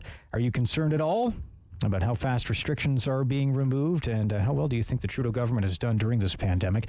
Anne is listening in Ottawa today and joins us on the Talkback Hour. Good morning, Anne. How are you?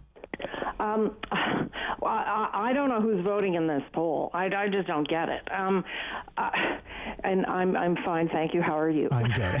Start off nice. Hello? Yes, I'm here. Yes.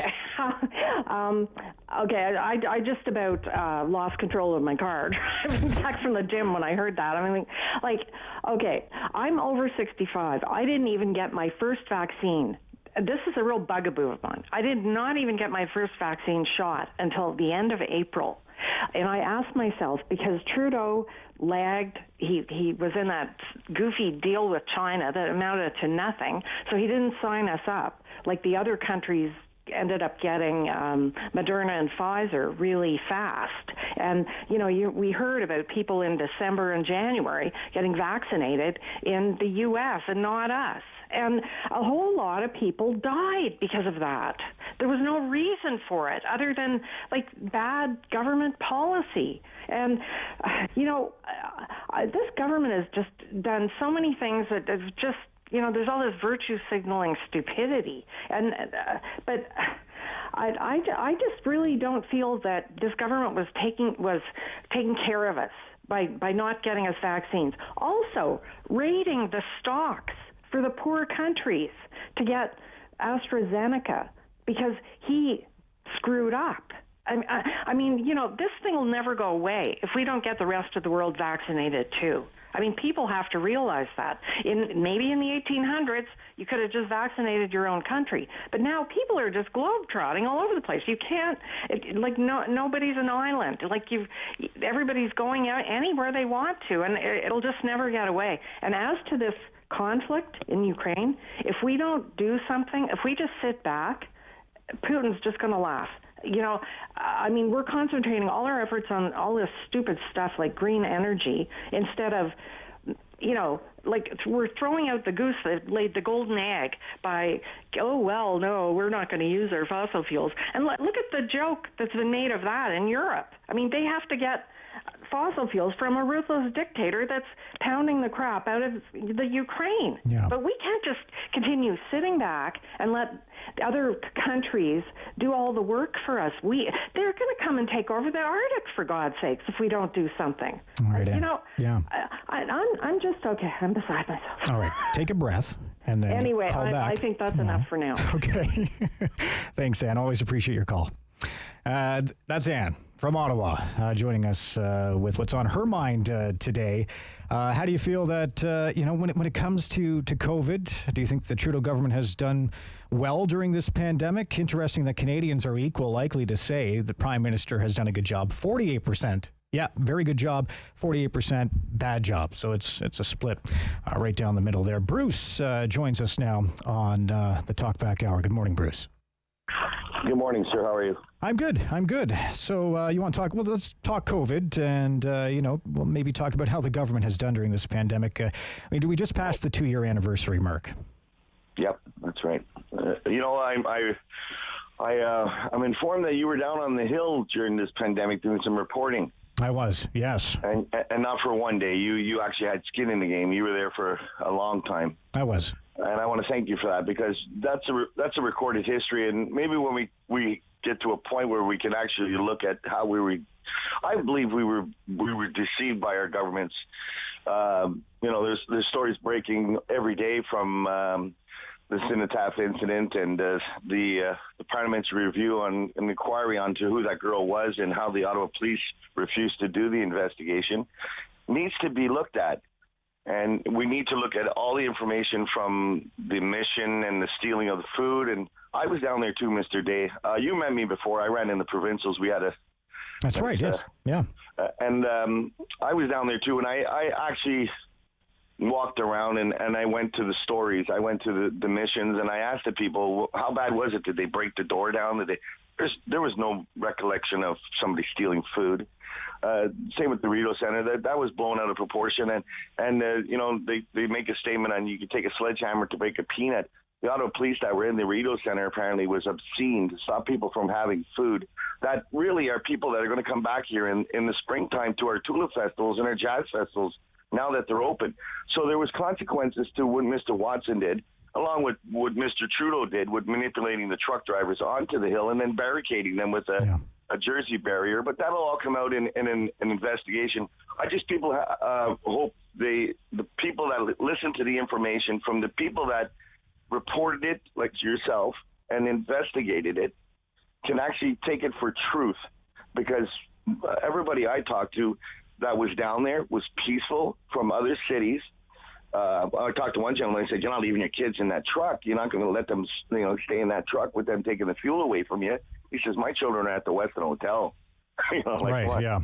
So there's a reality to everything, and I hope people understand that we've been manipulated severely, especially in this city. This is going to cost the city and its tax base a huge amount of money, and ask ourselves, why was Mr. Watson so forceful in trying to get that money from the GoFundMe page, which the organizers came to Ottawa and said there's no connection to organized crime. There's no connection to people with organized ties. These are Canadians that gave the money, largely about 70%. I think it was 70 or 80% of the people that gave money. Anyway, we can go on and on. Well, you know what? Bruce, I think the inquiry itself will answer a lot of questions when it comes to this, especially with the Emergencies Act. We've been hearing even from, yesterday, some Indigenous leaders who were speaking out about the Emergencies Act and what that precedent means for the future for any type of protest in this country. Does the Emergencies Act come out and then you freeze someone's bank accounts and the precedents that has set? We're going to take more calls coming up. It's the Talkback Hour on the Rob Snow Show. News is next, and we'll be back 613-750-1310.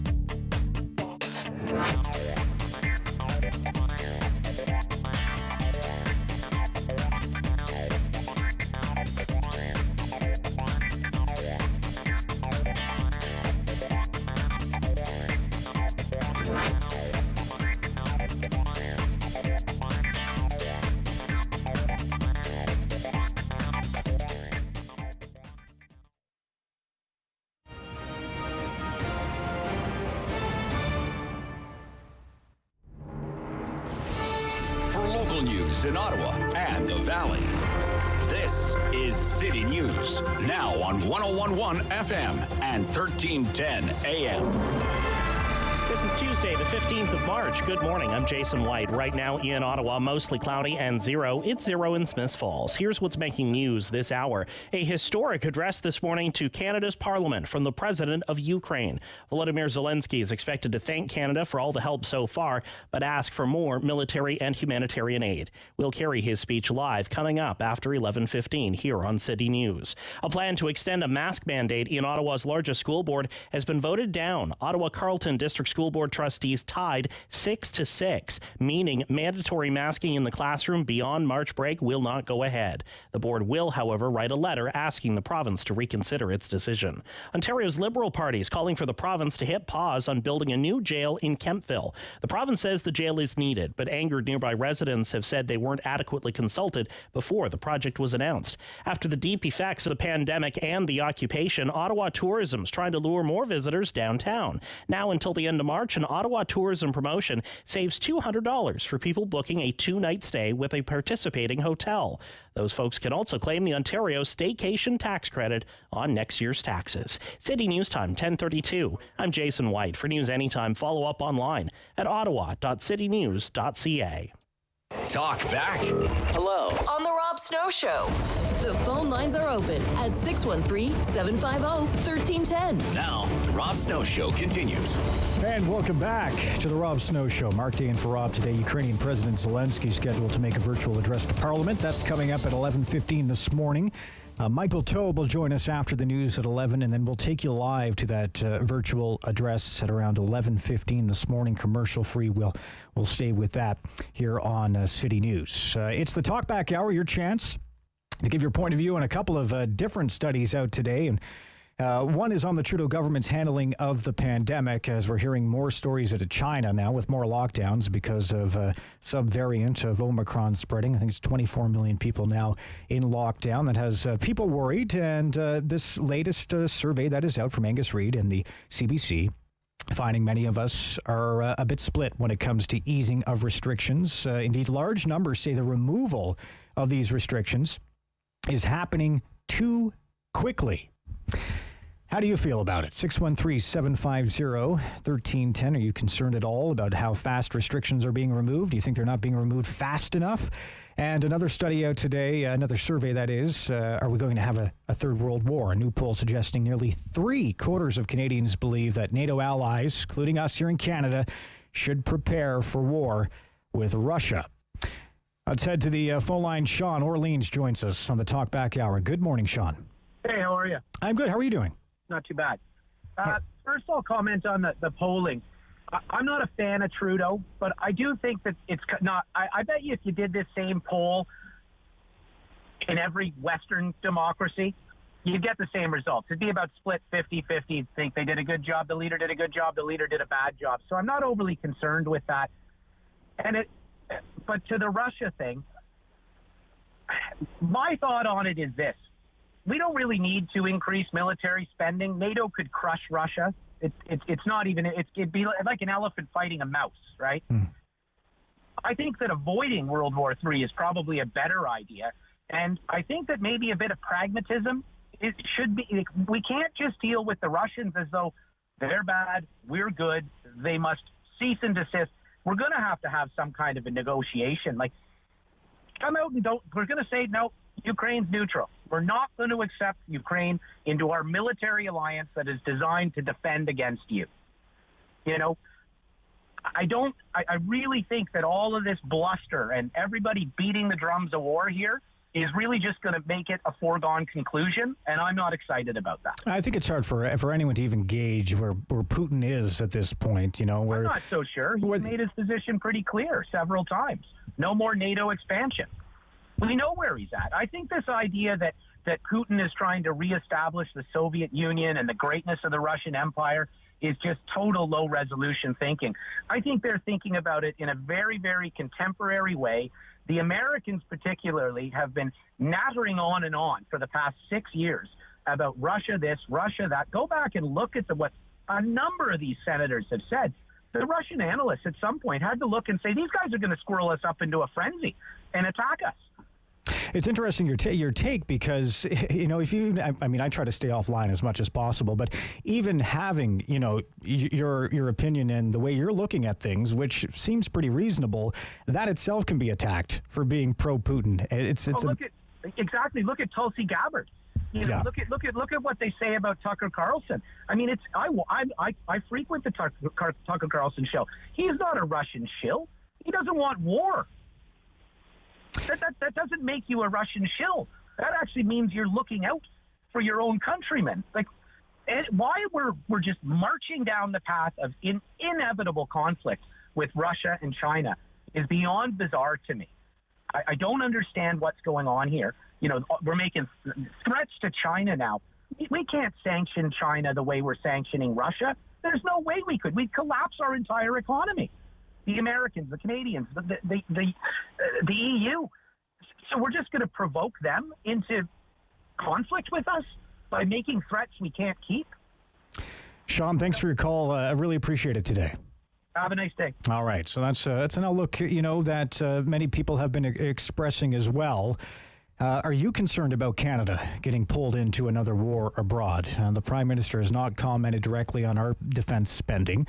But should we copy Germany, maybe? Boost military spending in response to what's been happening, the threat of Russia. 613-750-1310 ahead of an historic speech coming up in Parliament just after 11 o'clock. And also, the other public opinion poll out today is on the pandemic.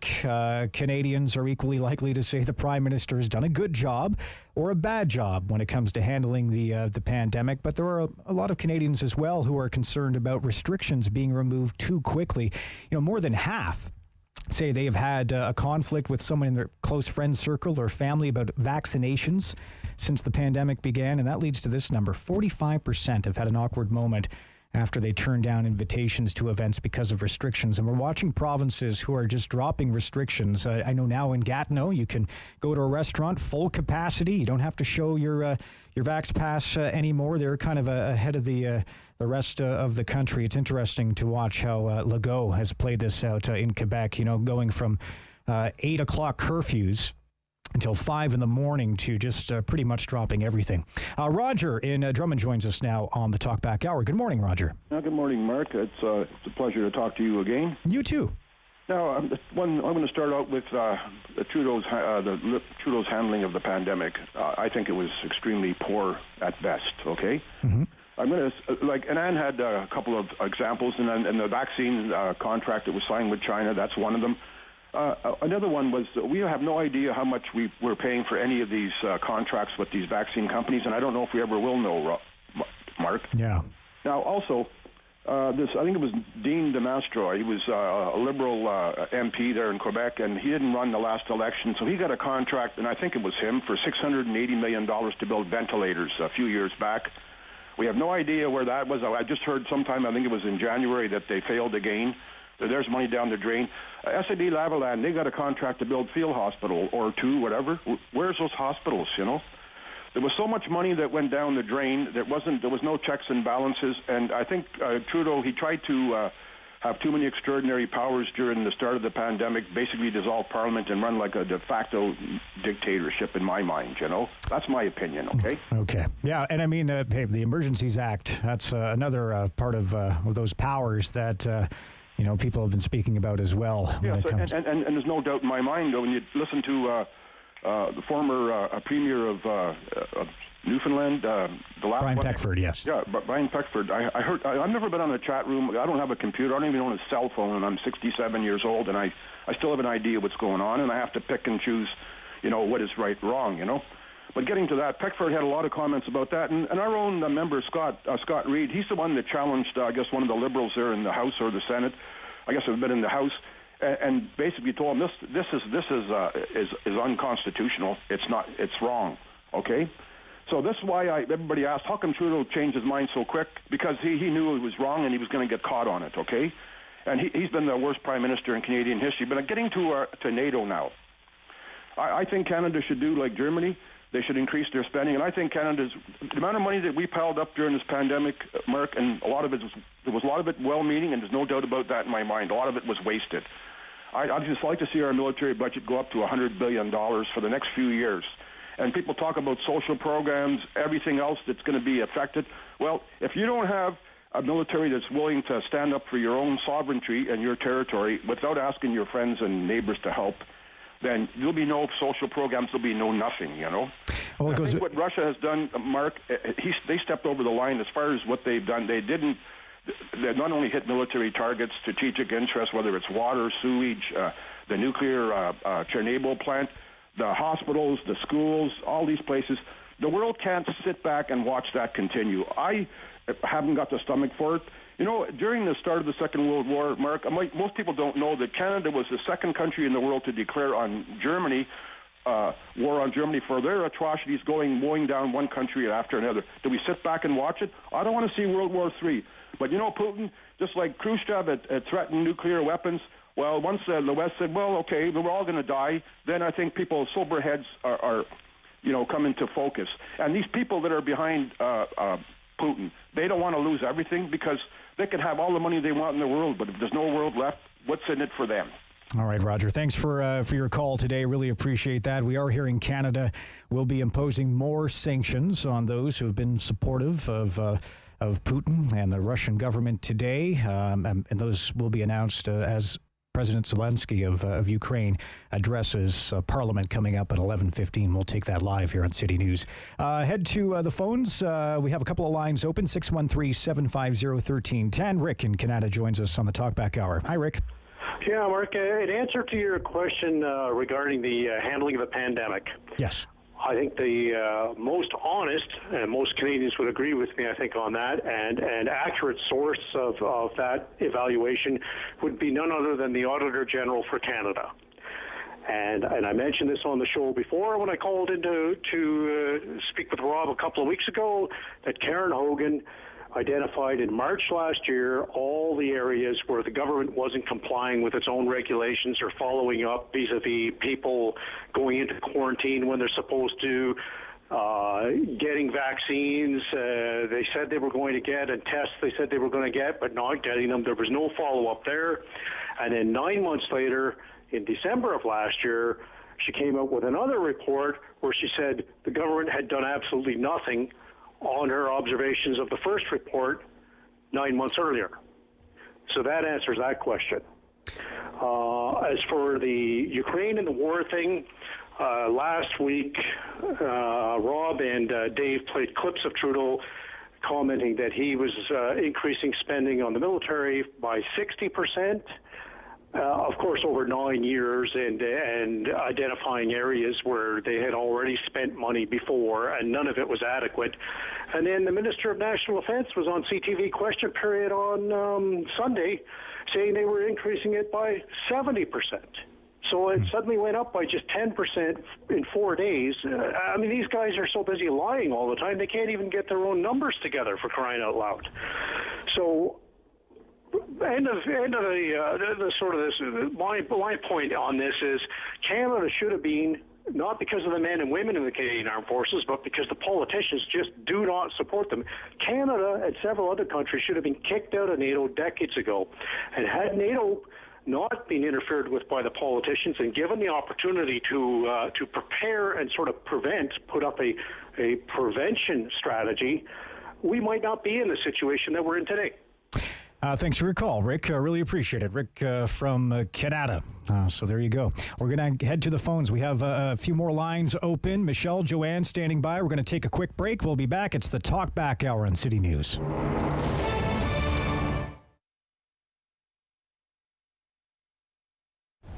An old-fashioned traditional grocery store. You're going to find a butcher, okay? You want a steak cut a certain way, you're going to get it. You know, there's flour piled in the warehouse. There's mixers on the floor. There's flour on the floor. The bakery is rented out to Frank Nicolo. It's him and his son come in at night. They mix the dough, they roll the dough, and they bake the dough. It's not the traditional frozen and thaw and put it in the bin, okay? It's made from scratch 7 days a week. It's probably the only bakery left in Ottawa that does that. You know, then customer service. You know, we're big on that. The cashiers, the deli. You're not, if you ask for something, they're not going to point. It's an aisle number 7. They're going to bring you there, okay? If you have too much groceries out, we'll take it out to your car. You know what I mean? There's nothing we don't do for our customers. And we evolved around our customers. They would come in and say, you know, can you try getting me this? You know, can you get me this? So that's how we built the lineup we have now, okay? So we have a lot of unique items that someone that came over to, you know, live in Canada hasn't seen this particular product, but we sourced it and we have it for them that, you know, like something they used to have as a kid. We have a lot of those unique items, a lot, you know, from like all over the world. And we source it through, you know, distributors in Montreal and Toronto that bring in the product in bulk, and we piggyback off of them. Probably the largest European deli in Ottawa. We sell lots because people buy lots. It's nothing really complicated about that. You know, we turn over a lot of product. You know, we package it properly. We buy, and we're always consistent. You know, you're always going to find, you know, Cuddy turkey breast, you know, San Daniel mortadella. You're always going to get the same brands. We don't flip back and forth to save 20 cents. It's always the same brands, the last 29 years. Best sandwiches in town. It's simple. It starts off with fresh bread every day baked in the store. Anything that's left over goes to breadcrumbs. So you're getting a fresh bun every day that was baked probably 4 hours before you get here, okay? Not only baked, made, like, you know, mix the flour, roll the dough, proof the bread, and bake the bread, okay? Then all the ingredients come right off the shelves. You know, your lettuce, your tomatoes, all your condiments, and they're cut up fresh in the deli, not like the big, corporate restaurant chains that your lettuce comes in shredded in a bag. You open it up and you throw it in the bin. Takes 2 or 3 days to get here from California. How long is it in the bag? The big difference is like making a sandwich at home, and you don't have to do the work. It's really what the trick is, and using the freshest ingredients possible. The Rob Snow Show. Have your say and call now. 613-750-1310.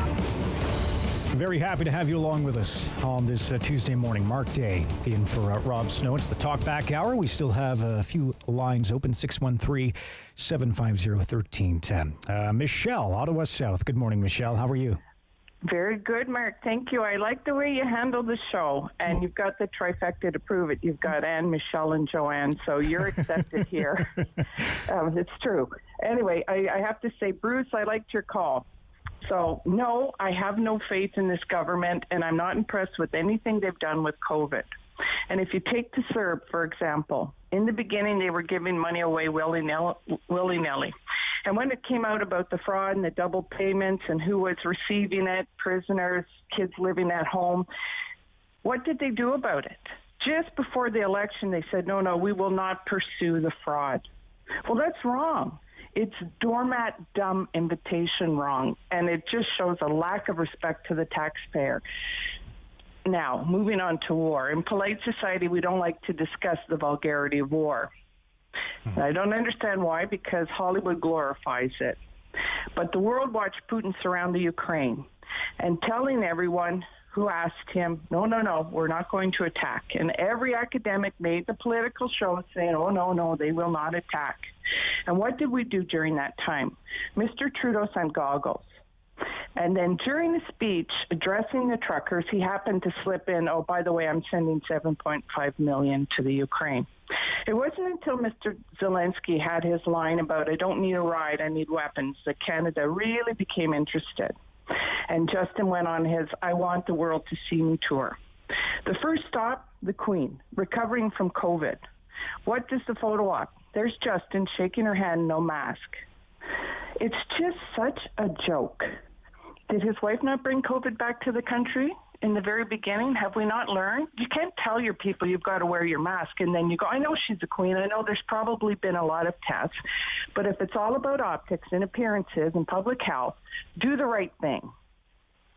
So now we have our fossil fuels, right? And everybody wants Canada to stay pretty and look clean and good. And we all understand the importance of having clean air and a healthy environment in the future. But what are we saving it for? We sent money to China for years and years. We watched on 60 Minutes, they did a documentary about China building empty city after city, buildings, highways, recreation centers, hospitals that were completely empty while we adopted Chinese babies, female babies. I mean, are we just so wanting to live in a fantasy world that we can't deal with the reality of it? So now here's the time. We're all talking about, oh my God, the food, the commodities, the cost of everything. Well, now is the time. Prepare. We're coming into the summer. We have a growing season ahead of us. Start doing public service announcements. Ask people to prepare, like a victory garden. Be able to supply yourself with some food. Save yourself some money. And if you've done it right, you'll have enough to share. Prepare. Be prepared. And the atrocities of the war, where when people are cold and hungry and they start fighting each other for just like a bowl of soup, have it to share. Prepare now while we can. We see it coming, prepare. And had our government been following that advice, instead of 1970, there was a dew line up, and everybody in the military used to go up to the dew line. We were protecting the Arctic, and we were mapping, charting islands, and we were claiming our land. We have put no money into our military. We don't even pay our fair share in the world.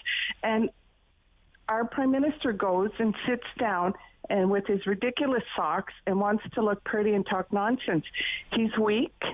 Kamala Harris is weak. Joe Biden is weak. And these dictators prey on weakness. Listen, prepare, and pay attention. And it will benefit everybody in the world in the long run. Look at what's really happening. Accept it. Prepare. Thank you, Michelle.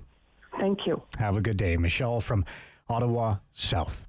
And new poll out today. This is interesting. National Post, 71% of Americans think President Biden should reverse his position and approve the Keystone XL pipeline. That was the first bill he ripped up when he first day on the job. And Joanne joins us on the Talkback Hour. Good morning, Joanne. Hi, good morning. I just have one thing to say about today's fiasco. I think personally that's going to happen in our Parliament with Zelenskyy standing up, President Zelenskyy standing up and addressing our Canadian Parliament.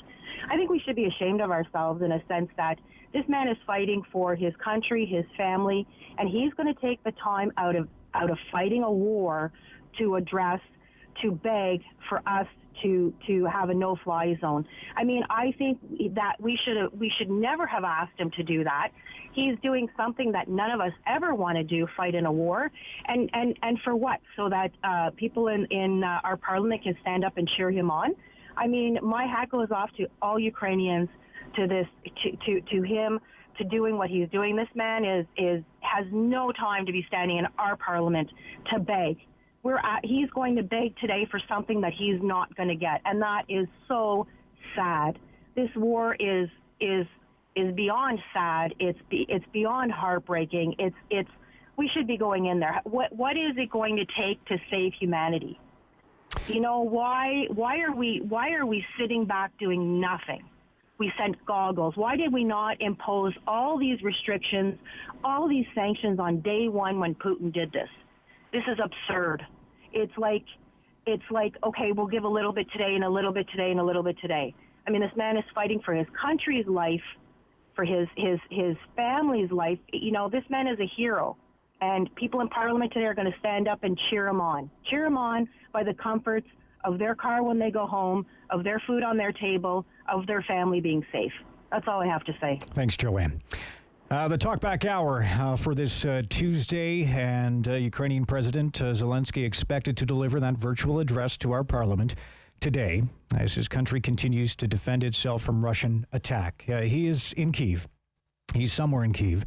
And Russia's relentless bombardment is edging closer to central Kyiv today. Large explosions thundered across that city before dawn as Russia's assault on the capital appeared to become more systemic. Now, the president said the barrages have caused dozens of deaths in the capital there. Strikes hit a residential neighborhood in a western district of the capital and ignited a huge fire in a 15-story apartment building. Meanwhile, the leaders of Poland, the Czech Republic, and Slovenia, they said they're traveling to Kyiv to show support for Ukraine. Russian-Ukrainian negotiators have another round of talks scheduled, and the UN's migration agency reported that more than 3 million people have fled Ukraine since Russia invaded on the 24th. There was an announcement this morning from the Ford government. Ontario Labour Minister Monty McNaughton has just announced support for 30,000 jobs for Ukrainian refugees who land in Ontario in the coming weeks and months. Now, the government will be providing translators and settlement services to streamline the process of settling Ukrainian refugees that come to Ottawa. McNaughton said we're going to be ready to welcome them and to make that transition as smooth as possible. Monty McNaughton was in Ottawa delivering that announcement today. 30,000 jobs for Ukrainian refugees who land in Ontario in the coming weeks. And that report from the UN, 3 million people have fled Ukraine since the start of this war with Russia.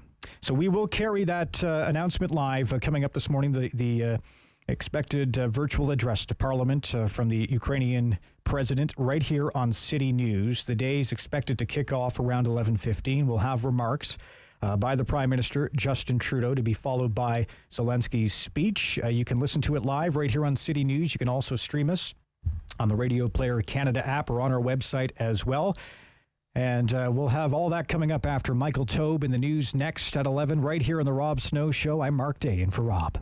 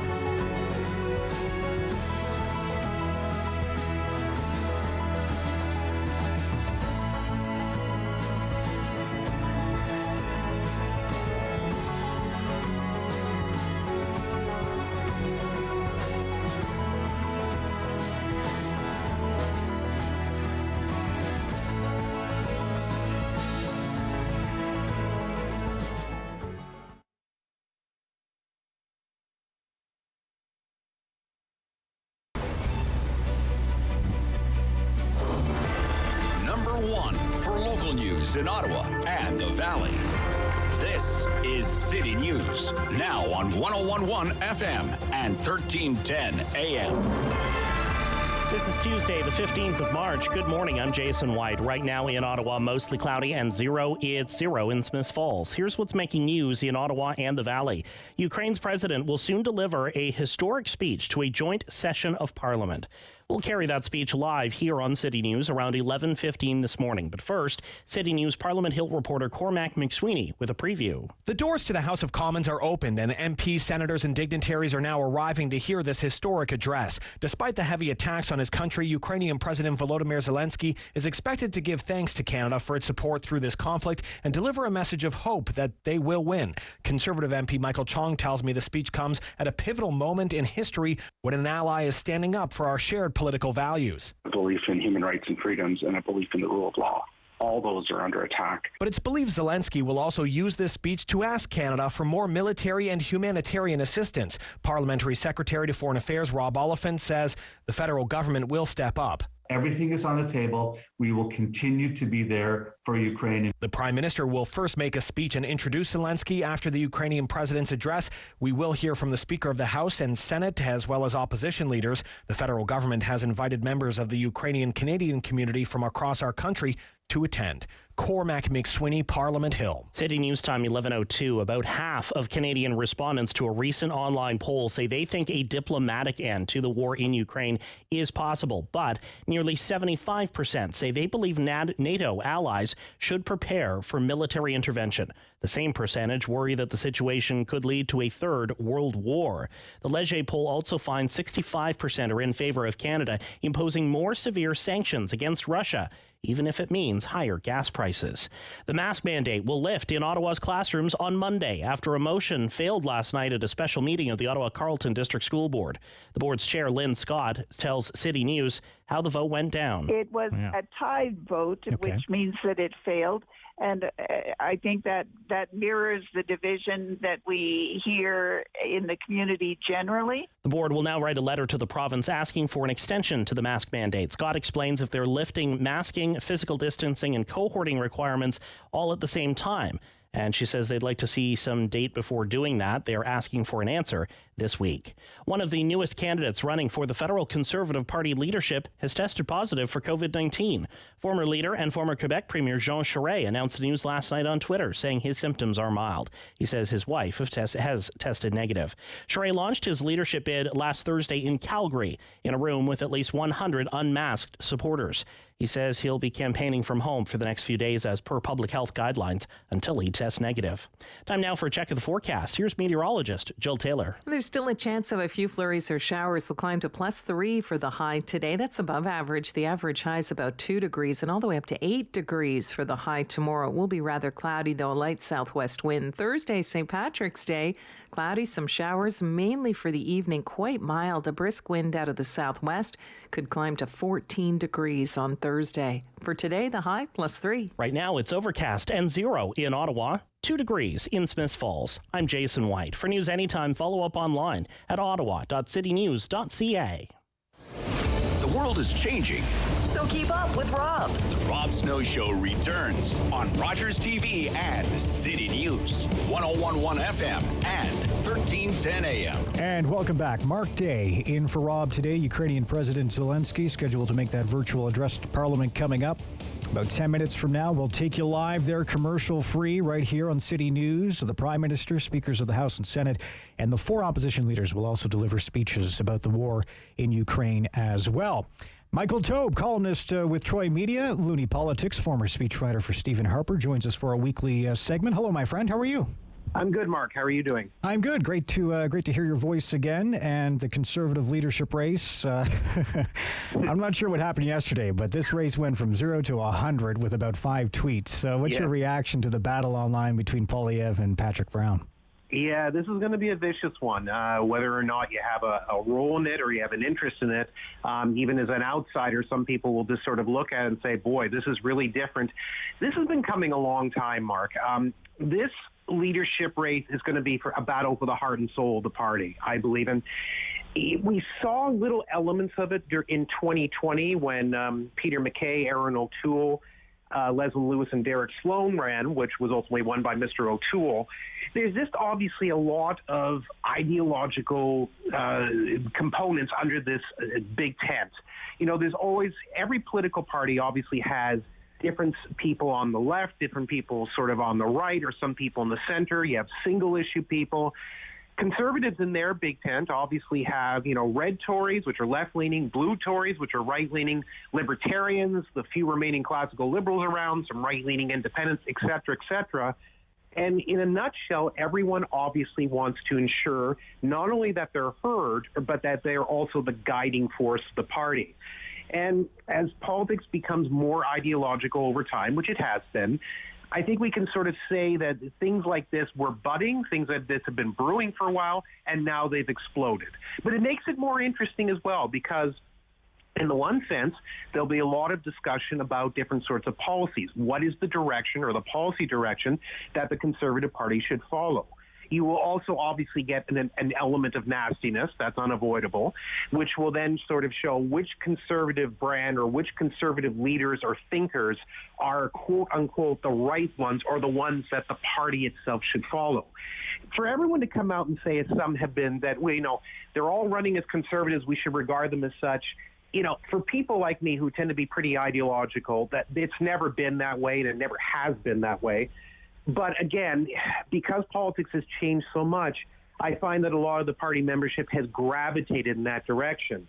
And in fairness, although I haven't been a member of the Conservative Party since about 2005, which, yes, if you do your math, means that when I was a speechwriter in Ottawa, I was actually not a member of the party. But then again, many of us weren't, believe it or not. I have seen, obviously, the Conservative Party change quite a lot, Mark, over the years. And for that reason, I find it interesting and fascinating that more of the membership is gravitating towards, for lack of a better description, the way I've been thinking about politics since I was a kid. So I think that it's going to be a healthy debate. It's going to be a very tough discussion. There's going to be a lot of vicious mudslinging and a lot of nasty comments made.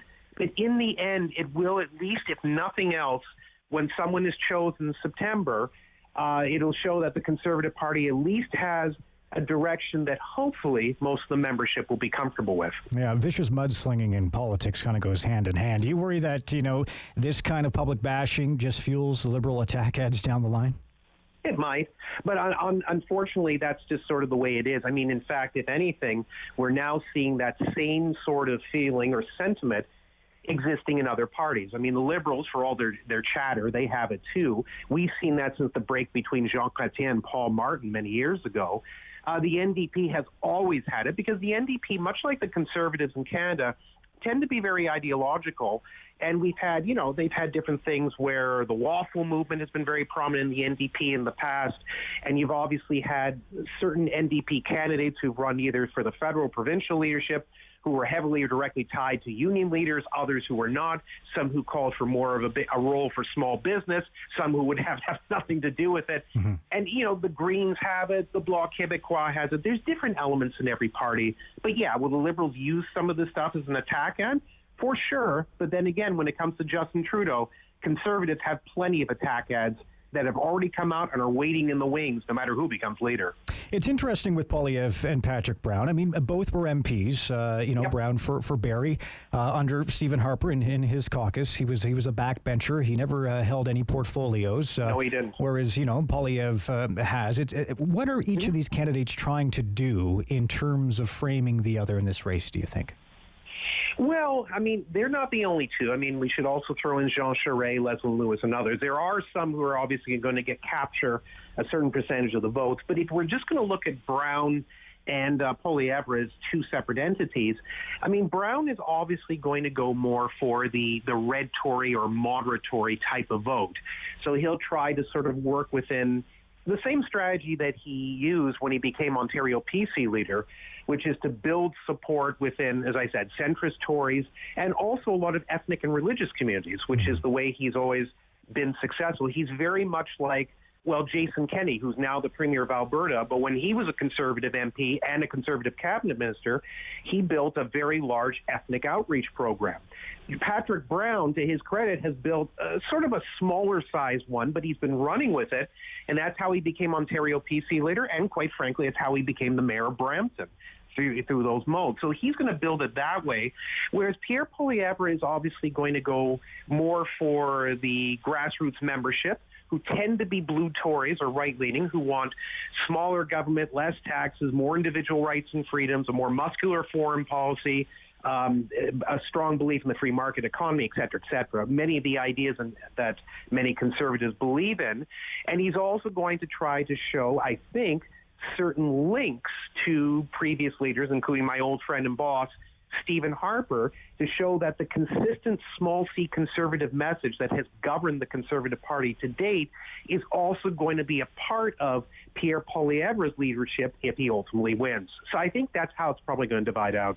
There's always been that, that story out there that, Stephen Harper, not a big fan of Jean Charest. Jean Charest announcing his candidacy over the weekend. He was in Calgary Thursday night. How do you grade Jean Charest so far? And low energy out of the gate, but maybe that's because of COVID. We just found out that he's tested positive. Yes, and that's unfortunate. I wrote about it today. Regardless of what I think of Mr. Charest in terms of his political ideology and what his policies will be, that was a very unfortunate development. I hope he and his wife, remain safe, during their period of self-isolation, that he's back on the campaign trail before long. But in terms of grading him, I think it's been sort of in the D range, and that's not even a partisan statement or an ideological statement. You sort of have to look at what's come out. I mean, the first campaign video, Mark, my God, that was an example of what you don't do when you're introducing or starting up a leadership campaign. Sitting in front of a beige wall, speaking in a monotone voice, and the video that popped out, which was even more extraordinary, had nothing, no bells, no whistles. I mean, quite frankly, if it had a little horn, it'd be surprising. Or, the ones that go, unfortunately. Right, yeah. There was just nothing there. And because of that, that's a terrible way to start off from the gates. Whereas you look at, say, Pierre Poilievre, whose first few campaign videos have been professionally done with lots of ideas, concepts, you had graphics involved with it. I mean, Jean Charest's campaign team obviously will improve things as time goes along. I have no doubt of that. But if they don't, and if they sort of keep this consistent pattern, good God, I don't know what they're going to do. But I think you also caught it as well, Mark. It's been a very low-energy campaign. There's just not been a lot of oomph in him. And this was a man who many years ago, Jean Charest, obviously had a lot of charisma. I mean, I'm not saying he was the most charismatic man to have ever been, come to Canadian politics, but he knew how to handle himself in front of a crowd, or when he shook hands with individuals, or he just met people, say, at a dinner party. He knew what to do. If this is an example of the Jean Charest of 2022, and his people and the team around him hopes to make him into a prominent or powerful candidate for leader, this is not an auspicious start. It's an inauspicious one at best. I'll give Pierre some kudos here. I once worked with Rick Mercer, comedian Rick Mercer, from 22 Minutes for many years in Halifax. And I can tell you, the walk and talk, when you have someone walking with a camera and talking at the same time, it's not easy. And no. Rick, was able to nail that. Pierre Poilievre does it very well, his walk and talk videos. Yeah, extremely well. I agree. Sorry, Mark, but I agree with you. He really does. And that's always been one of his fortes. He knows how to use messaging, video clips, social media. He basically knows how to create a public image of himself. But in fairness, in today's political world, that's what you have to do. Mm-hmm. You have to sell yourself, and you have to also recognize that the old way of politicking doesn't mean you have to completely ignore it, but it has to be enhanced. And to Pierre Poilievre's credit, he's always been able to do that. So he's been able to sell his message, the Conservative Party's message, and Canadian conservatism in general.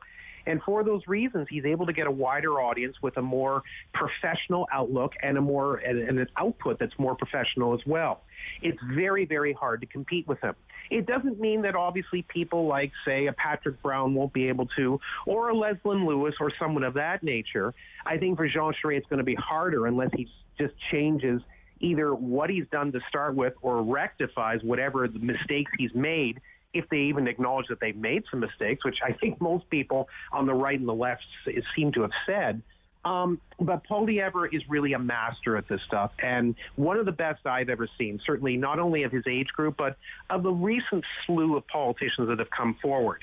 And that's a huge, huge advantage with a grassroots membership that, yes, has older members in it, but also a lot of young people, too. That's right. Good point with from YouTube to TikTok to, Facebook and Twitter. It's just even those simple 15-second clips can make a world of difference when it comes to going viral. Even if you don't agree with it or if it's a negative comment, it's still getting those clicks, and that does make a difference. We still have a few minutes before Ukrainian President Zelenskyy addresses Parliament. We'll go live to that in a moment, but I just want to get a quick check in on the carbon tax. So Toole flipped on this. It didn't work for him. Do you see, Patrick Brown running for a leadership with carbon pricing? Is that a weakness? It is a huge weakness. The answer is yes, I do, and I think it's a huge weakness. Patrick Brown at one time was opposed to the carbon tax. That's when he was still a federal Conservative MP. He flip-flopped when he became Ontario PC leader, and as people may remember, before his sudden collapse in politics, which as we just recently found out was much ado about nothing, and just was just embarrassing to see where CTV really in many ways just sort of ruined a political career, and someone who might have become premier of this province had that not happened. He flip-flopped on that when he was still Ontario PC leader and was going to run on a carbon tax.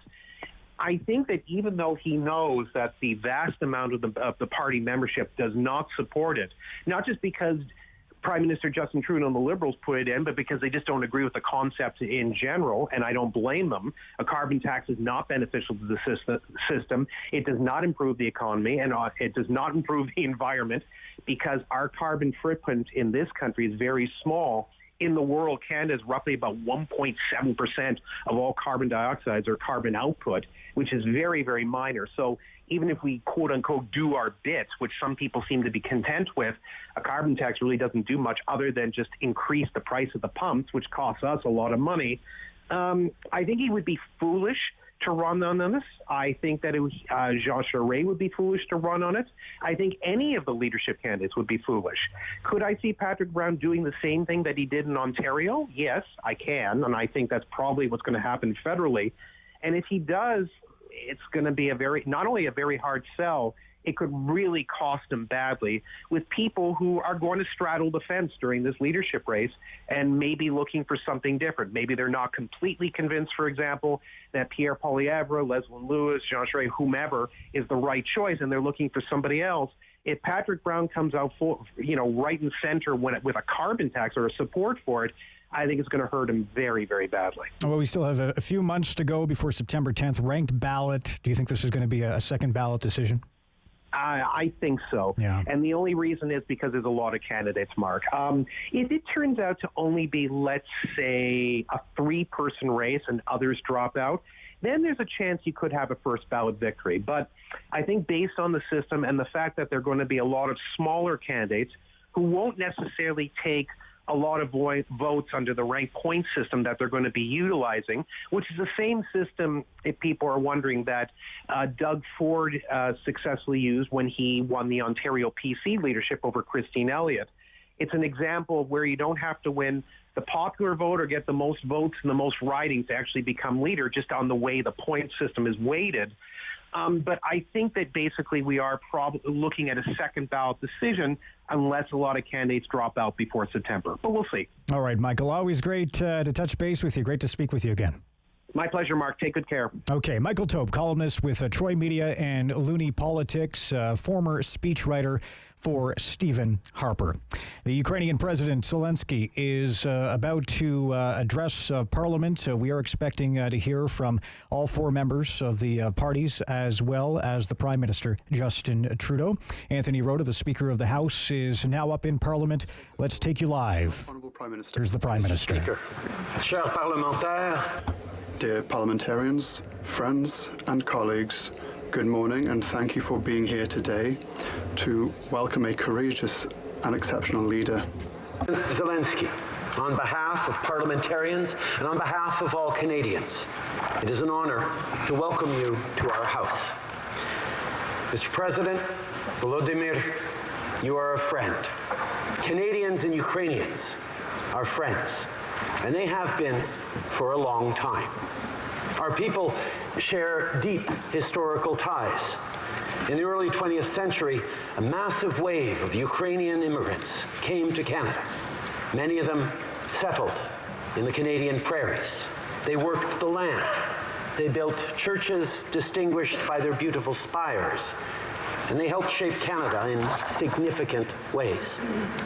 Notre pays compte aujourd'hui. Today, there are 1.4 million Ukrainian Canadians in our country, making it the second largest Ukrainian diaspora in the world.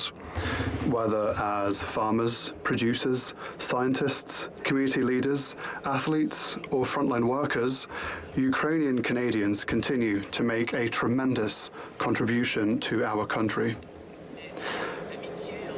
But the friendship between Canada and Ukraine is not only based on this shared history. It is also based on our shared values. Volodymyr, in the years I've known you, I've always thought of you as a champion for democracy. And now, democracies around the world are lucky to have you as our champion.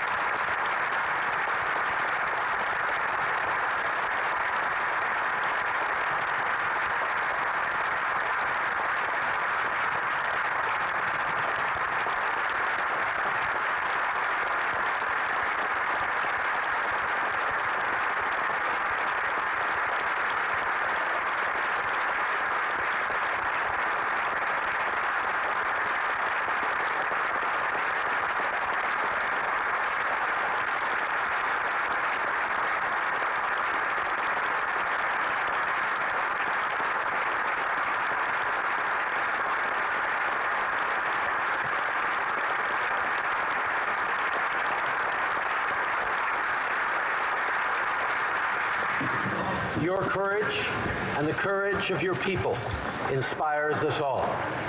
You're defending the right of Ukrainians to choose their own future. And in doing so, you're defending the values that form the pillars of all free, democratic countries. Freedom, human rights, justice, truth, international order.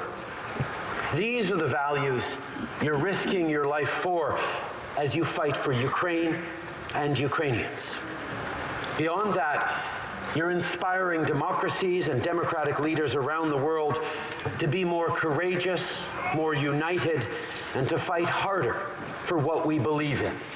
You remind us that friends are always stronger together.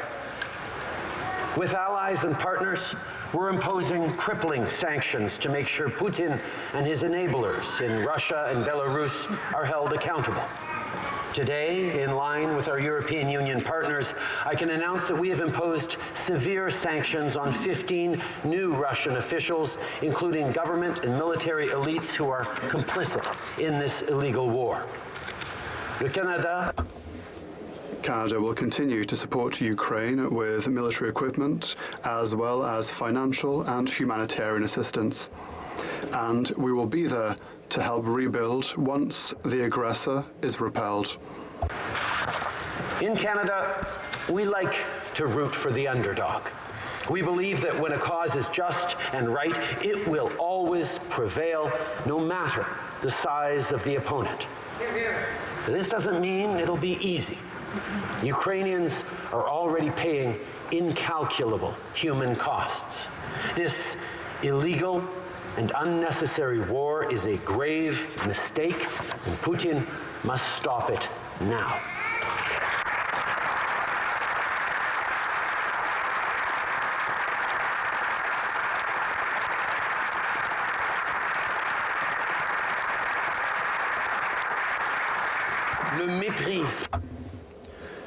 Vladimir Putin's blatant disregard for human life is absolutely unacceptable.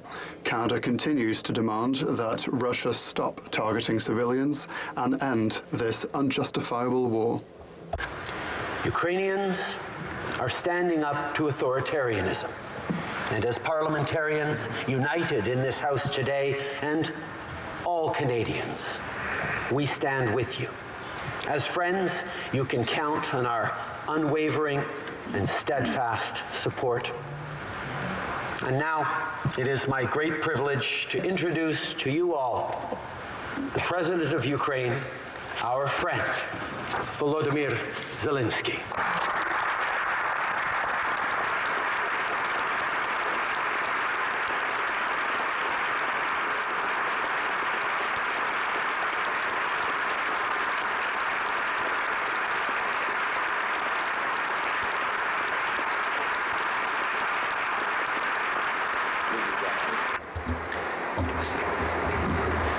Thank you very much.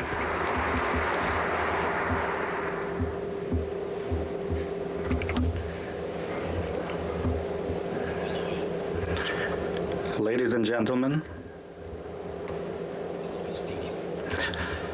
Mr. Speaker, Prime Minister, dear Justin, members of the government, members of the Parliament, all distinguished guests, friends. Before I begin, I would like you to understand my feelings and feelings of all Ukrainians, as far as it is possible. Our feelings over the last 20 days. 20 days of a full-scale aggression of Russian Federation after 8 years of fightings in Donbass region. Can you only imagine? Imagine that on 4 a.m., each of you start hearing bomb explosions, severe explosion. Justin, can you imagine hearing your children hear all these severe explosions, bombing of airport, bombing of Ottawa airport, tens of other cities of your wonderful country. Can you imagine that? Cruise missiles being falling down on your terrain, and your children are asking you what happened, and you are receiving the first news which infrastructure objects have been bombed and destroyed by Russian Federation. And you know how many people already died. Can you only imagine what words, how can you explain to your children that you just full-scale aggression just happened in your country? You know that this is war to annihilate your state, your country. You know that this is the war to subjugate your people. And on second day, you receive notifications that huge columns of military equipment are entering your country, crossing the border. They're entering small cities. They are giving siege. They're encircling cities. And they start to shell civil neighborhoods. They bomb school buildings. They destroyed kindergarten facilities. Like in our city, city of Sumy, like in city of Ochtyrka.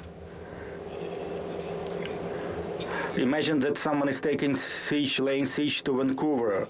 Can you just imagine that for a second? And all these people who are left in such city. And this is exactly the situation that our city of Mariupol is suffering right now. And they are left without heat or hydro, or without means of communicating, almost without food, without water, seeking shelter in bomb shelters. Dear Justin, dear guests, can you imagine that every day you receive memorandums about the number of casualties, including among women and children? You've heard about the bombings. Currently, we have 97 children that died during this war. Can you imagine famous CN Tower in Toronto? if it was hit by Russian bombs.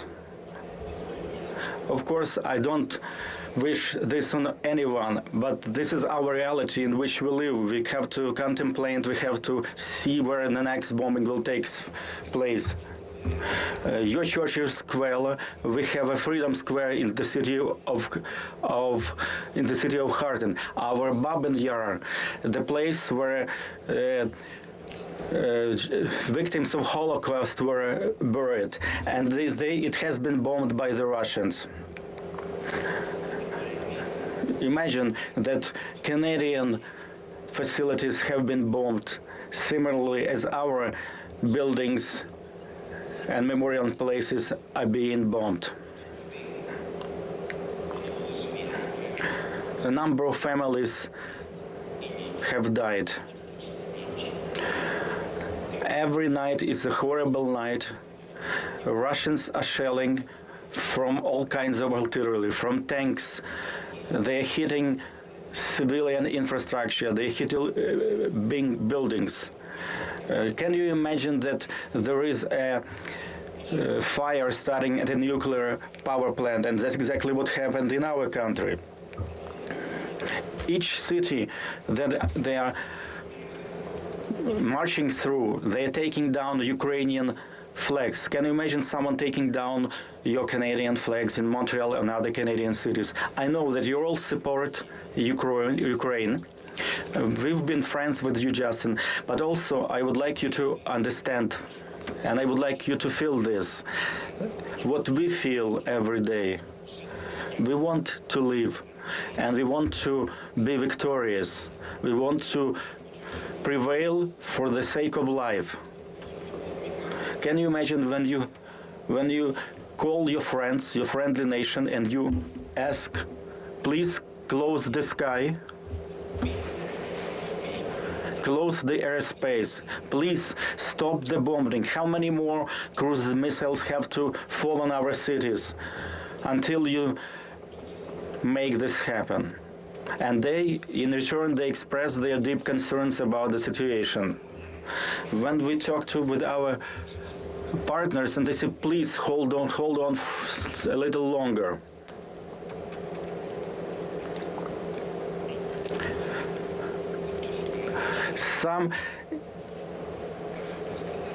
Some people are talking about trying to avoid the escalation. And at the same time, in response to our aspiration to become members of NATO, we also do not hear a clear answer. Sometimes we don't see obvious things. It's a dire straits, but it also allowed us to see who our real friends are over the last 20 days, and as well 8 previous years. I'm sure that you've been able to see clearly what's going on, and I'm addressing all of you. Canada has always been steadfast in their support. You've been a reliable partner to Ukraine and Ukrainians, and I'm sure this will continue.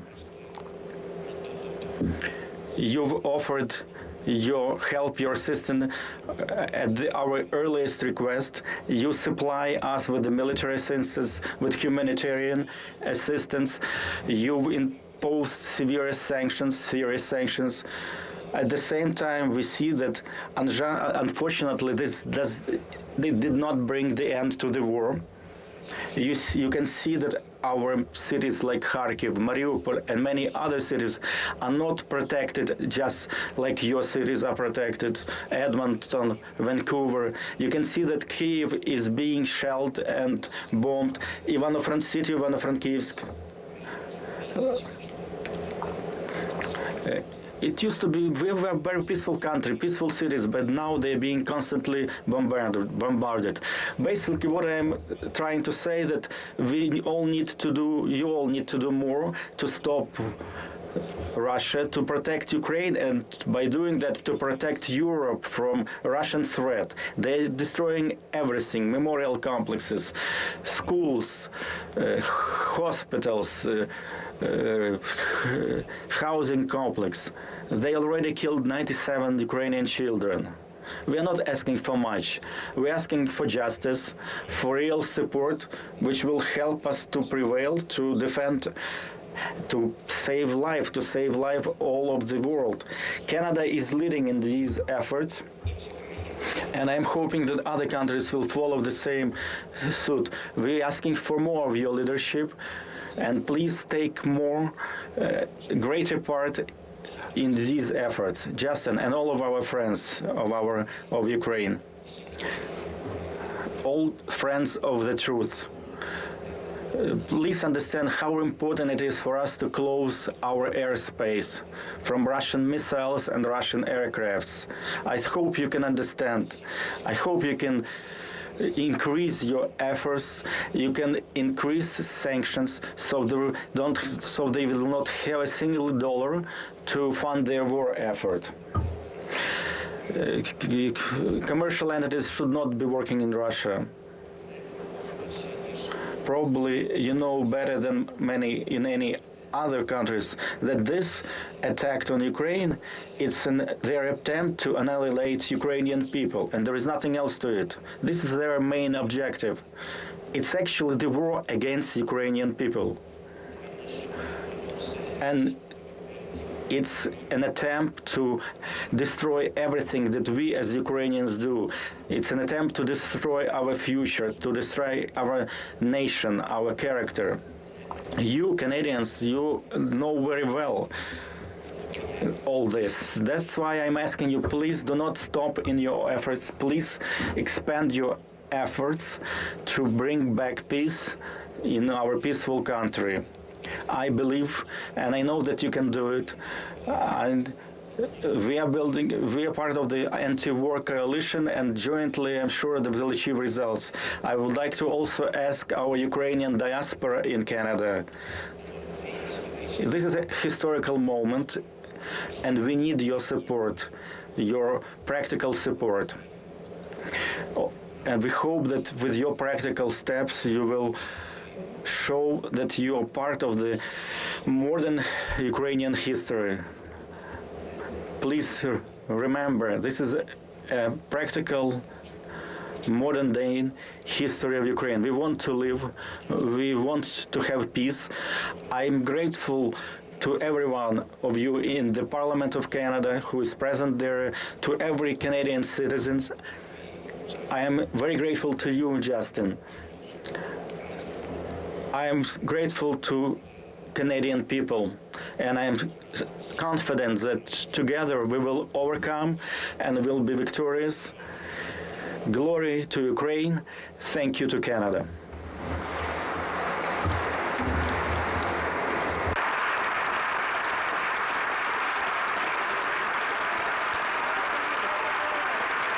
That's Ukrainian President Zelenskyy, and now a standing ovation in the House of Commons.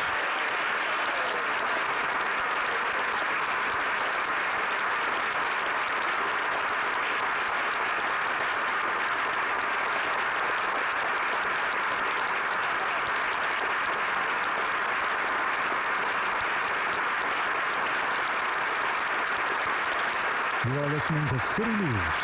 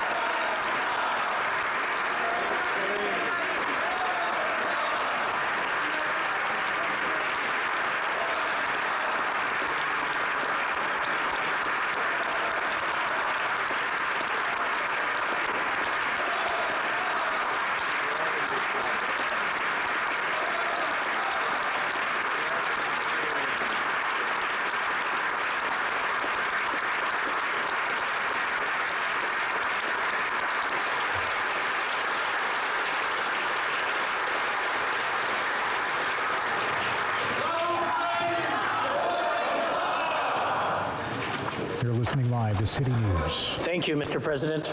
I now invite the Honourable George Furey, Speaker of the Senate, to say a few words.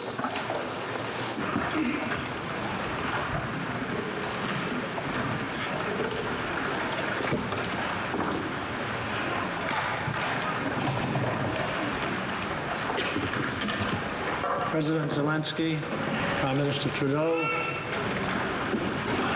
Chief Justice Wagner, Speaker Rota, fellow parliamentarians, distinguished guests, mesdames et messieurs. Monsieur le Président. Mr. President, it is a great honor and privilege for me to thank you for your very powerful and inspiring words.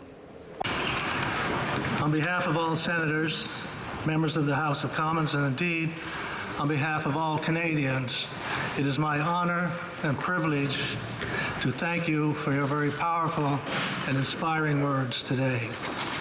Please know, Mr. President, that Canadians stand with you.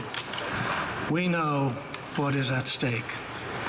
You are battling for your people, for your country, and for all of us who believe in peace and democracy, in truth and justice. For all of us who stand against tyranny, lies, and the horrific war crimes that have been committed against the Ukrainian people. There is a word in the Bible, one word, that expresses so much of the courage that you, Mr. President, and your fellow Ukrainians are showing the world.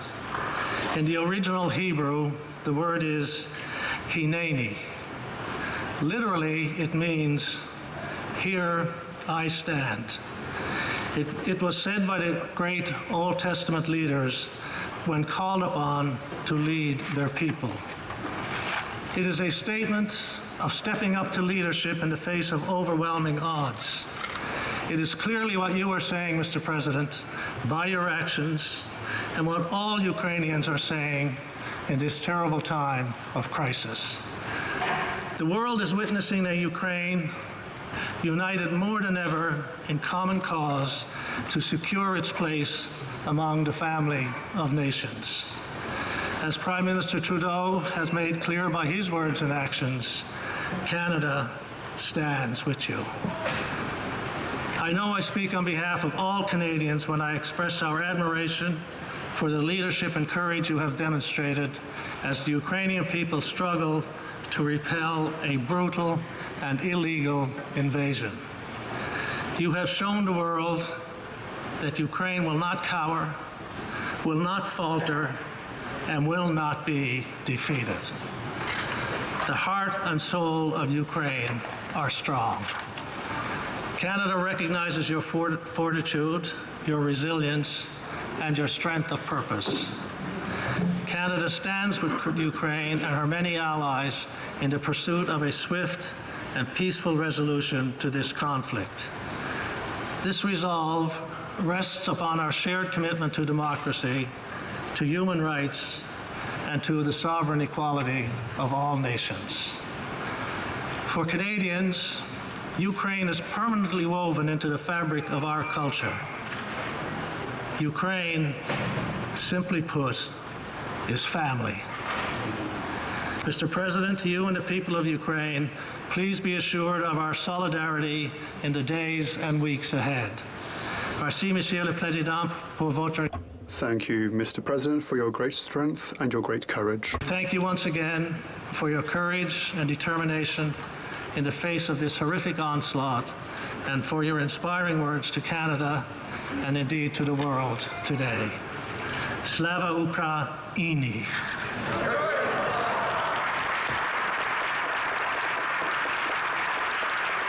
You are listening live to City News. Ukrainian President Zelenskyy addressing Parliament just moments ago to a standing ovation. Thank you, Speaker Furey. Monsieur le Président. Mr. President, most of us can only imagine the hardship, the sorrow, and the fear that the people of Ukraine are enduring as their nation is attacked and their very existence is threatened. Extraordinary courage and defiance that Ukrainians are demonstrating in defending their country and their way of life as an example to all freedom-loving people. And it is clear that many of our fellow citizens are drawing strength from your own determination to repel the invaders and protect your homeland. You are not just the president anymore. You have proven to be a great leader of your nation. As Ukraine continues to fight for its freedom, please know that you are not alone and that you will not be left behind. We will be there with you. We may be distant cousins in terms of geography, but Ukraine is woven into the very fabric of Canadian society, thanks to more than 1 million Canadians of Ukrainian descent. In an interview you gave 2 years ago, you said, and I quote, "We must remember the heroes of today, heroes of the arts, heroes of literature, simply heroes of Ukraine. Why don't we use their names, the names of the heroes that today unite Ukraine?"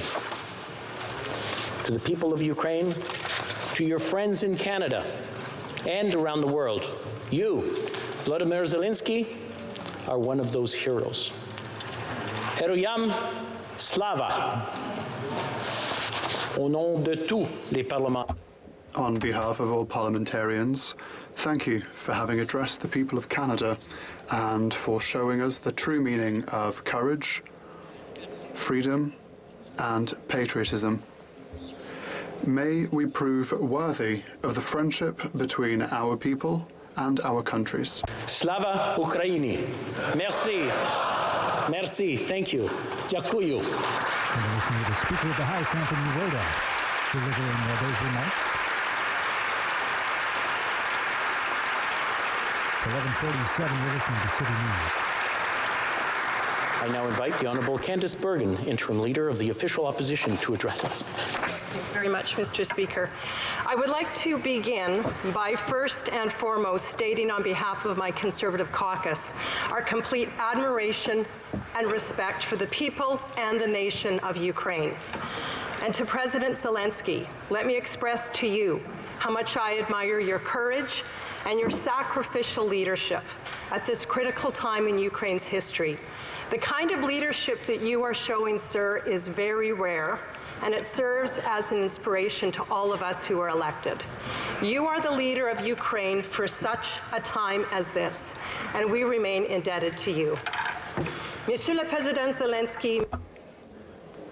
President Zelenskyy, thank you for your leadership in this war against your country and your defense of democracy.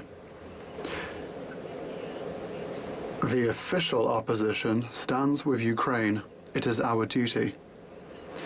We will also be there after this conflict in order to help you rebuild Ukraine. Your courage inspires us. The images that we are seeing from Ukraine, as you described them, President, are heartbreaking and painful. Families huddled in bomb shelters, the ruins of a children's hospital and a maternity ward, the elderly who are trying to find their way to safety. But there is also inspiration as we watch ordinary people, men and women of all ages, defending their homeland.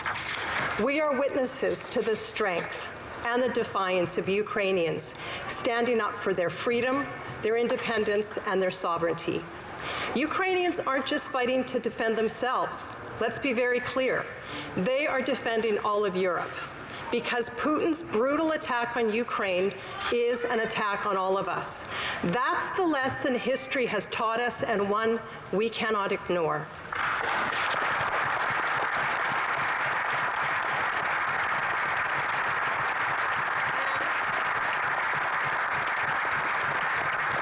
And it is why we must help the people of Ukraine in every way possible. Canada has the largest number of people of Ukraine descent outside of Ukraine and Russia. For a century, they have enriched our communities and our culture, especially in the Canadian prairies, which is where I am from. Canada, and Manitoba in particular, share ties with Ukraine that cannot be broken. And now, almost 1.4 million Ukrainian Canadians are watching what is happening. Their hearts and their souls are reaching out, hoping, praying for the nation and the people of their forebears. This war of naked aggression has revealed Vladimir Putin for what he really is, a warmonger and a violent predator with no regard for human life and suffering. He has crossed lines that after 2 world wars we thought would never be crossed, and he's shaken the rule-based order that has kept millions safe since 1945. Every day he tells the world lies, and then he proceeds to kill innocent and vulnerable Ukrainians, including women and children. And while on his rampage, he continues to threaten the world, saying if he doesn't get his way, he will use the worst extremes possible. It's sickening to watch.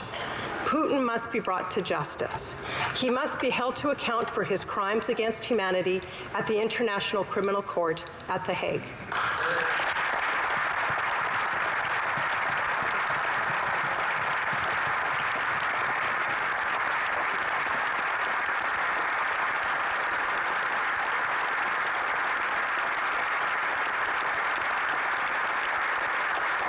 Opposition Leader Candice Bergen addressing the House. You're listening to City News. It's 11:52. This is not just a war against Ukraine, it is a war against the free democratic world.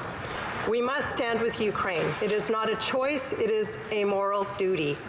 Canada was the first country to recognize Ukraine's independence from the Soviet Union. Now it's time to honor that legacy. We must do more, together with our allies, to secure Ukraine's airspace. We need to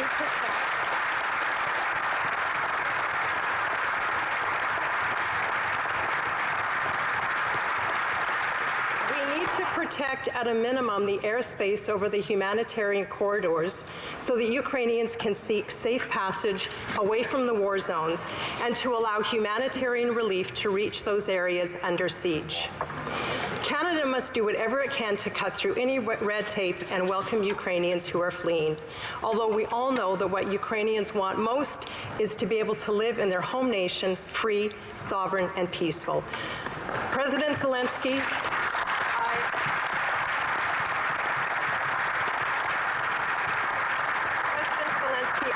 reassure you that Canada will be a safe haven for Ukraine citizens who choose to come here until the battle is over.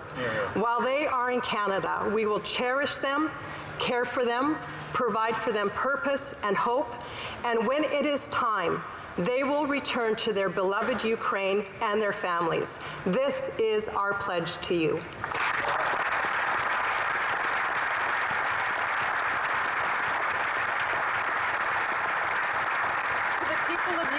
Let me conclude by saying simply, Canadians support you today as you face Putin and his reckless empire building.